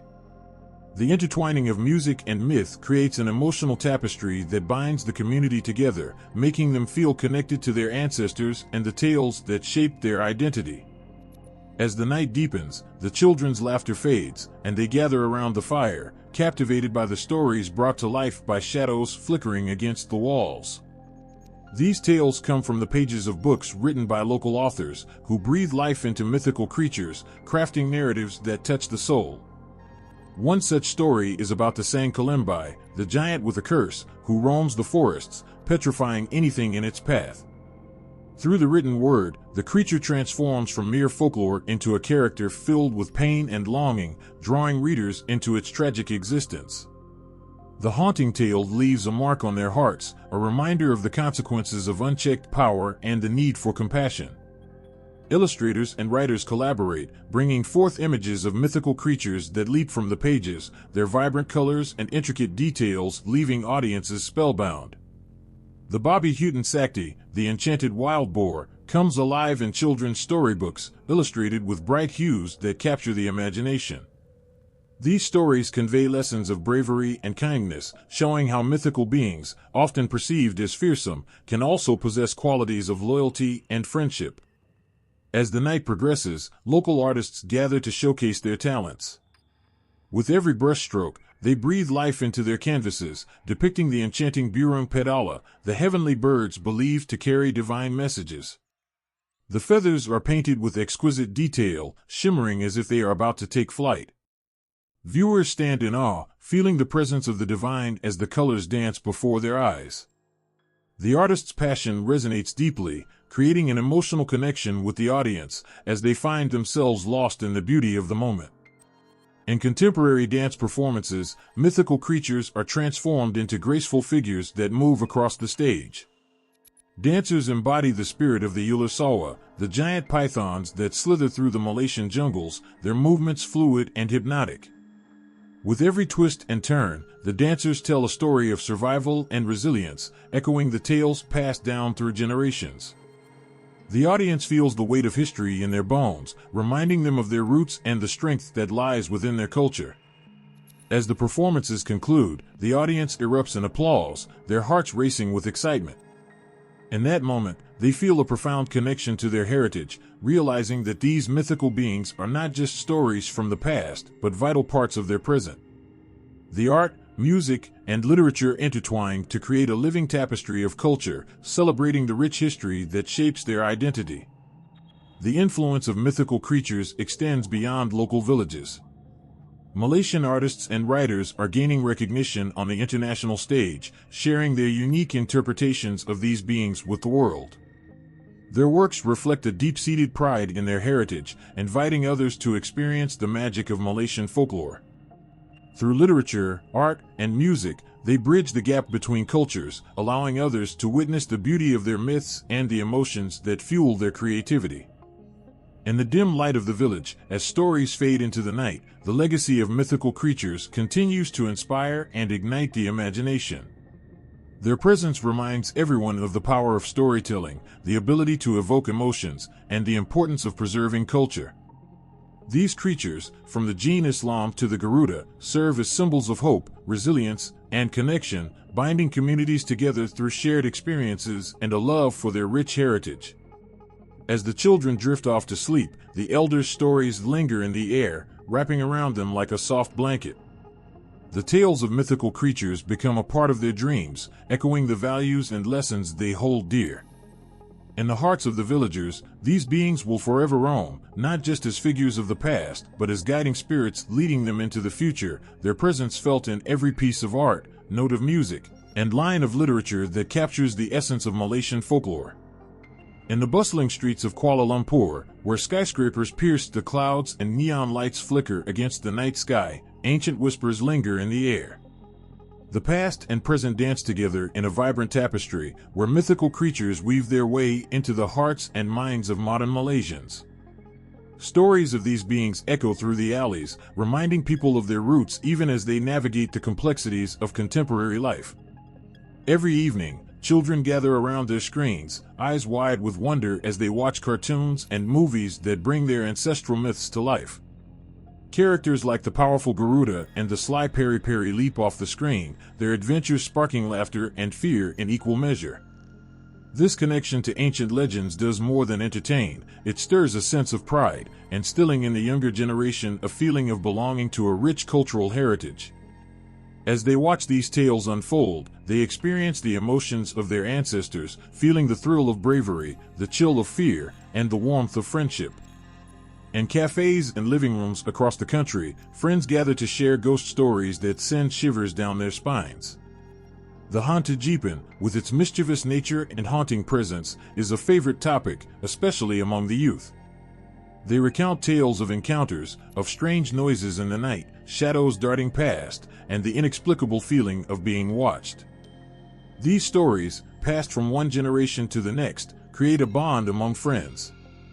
They laugh nervously, knowing that deep down, they share a belief in these spirits. Even in the face of modernity, there lies an acceptance of the unknown, a recognition that some things can't be explained by logic alone. Malaysians also carry these stories into their homes, where traditional beliefs are honored through rituals and practices. Before moving into a new house, it is common for families to perform ceremonies to appease the spirits that inhabit the space. Incense is lit, prayers are offered, and offerings are placed at the corners of the property, all in hopes of inviting harmony and warding off any mischievous entities like the Jinn Islam. This belief in the unseen shapes the way people approach daily life, reminding them to be respectful of their surroundings and the history that fills the air. The influence of mythical creatures extends into modern media as well. Local filmmakers draw inspiration from these tales, creating films that resonate with audiences. Stories of the Babi Hutan Sakti or the Sang Kalimbai emerge from the screen, capturing the essence of Malaysian folklore. Viewers feel the thrill of adventure, the tug of nostalgia, and the weight of cultural significance as they watch these narratives unfold. The films become more than entertainment, they serve as a vessel for history, a way for Malaysians to reconnect with their past while looking toward the future. In art galleries, paintings and sculptures depict mythical beings, bridging the gap between tradition and contemporary expression. Artists infuse their work with vibrant colors and intricate details, breathing new life into ancient stories. A burung pedala might take flight across a canvas, its wings stretched wide, symbolizing freedom and the divine. As people walk through these galleries, they feel an emotional resonance, a reminder of the beauty that lies within their culture. The art evokes pride, inspiring conversations about the significance of these creatures and their collective identity. Social media platforms are alive with discussions about these creatures as users share memes and illustrations that playfully reference local superstitions. The peri-peri may become a trending topic, with hashtags that celebrate its mischief. This modern twist on ancient myths creates a sense of community as people from different backgrounds come together to laugh, reminisce, and celebrate their shared cultural heritage. Through these digital interactions, the tales of mythical creatures are not only preserved but transformed into a living conversation that connects generations. As dusk falls and the sun sinks below the horizon, the echoes of mythical creatures linger in the hearts of Malaysians. They are not merely remnants of the past, they are vibrant parts of the modern psyche, woven into the fabric of daily life. The stories told by grandparents at bedtime, the characters that leap off the screen, the whispered ghost stories among friends, these are the threads that bind the community together, creating a shared identity that thrives in the face of change. Each day, people walk past temples and statues that honor these creatures, their significance ever present. The Raja Lot, the Sea King, is not just a figure of folklore but a reminder of the deep connection Malaysians have with the ocean. Fishermen pay their respects before heading out to sea, hoping for a safe journey and a bountiful catch. This reverence highlights a belief that runs deep within the culture, a respect for nature and the unseen forces that guide their lives. As the night deepens, stories blend with reality, and the boundary between the two fades. The mythical creatures that haunt the dreams of children and the conversations of adults are more than mere tales, they are a testament to the resilience of culture. They remind everyone that no matter how far technology advances, the heart remains tethered to its roots, beating in time with the stories that have shaped generations. In every laugh, every gasp of fear, and every moment of reflection, the mythical creatures of Malaysia persist in the modern psyche. They offer comfort in times of uncertainty, a sense of belonging in an ever-changing world, and a connection to a heritage that refuses to fade. The past and present intertwine, creating a rich tapestry that continues to inspire, evoke emotions, and remind everyone of the magic that exists both in the world around them and within their hearts.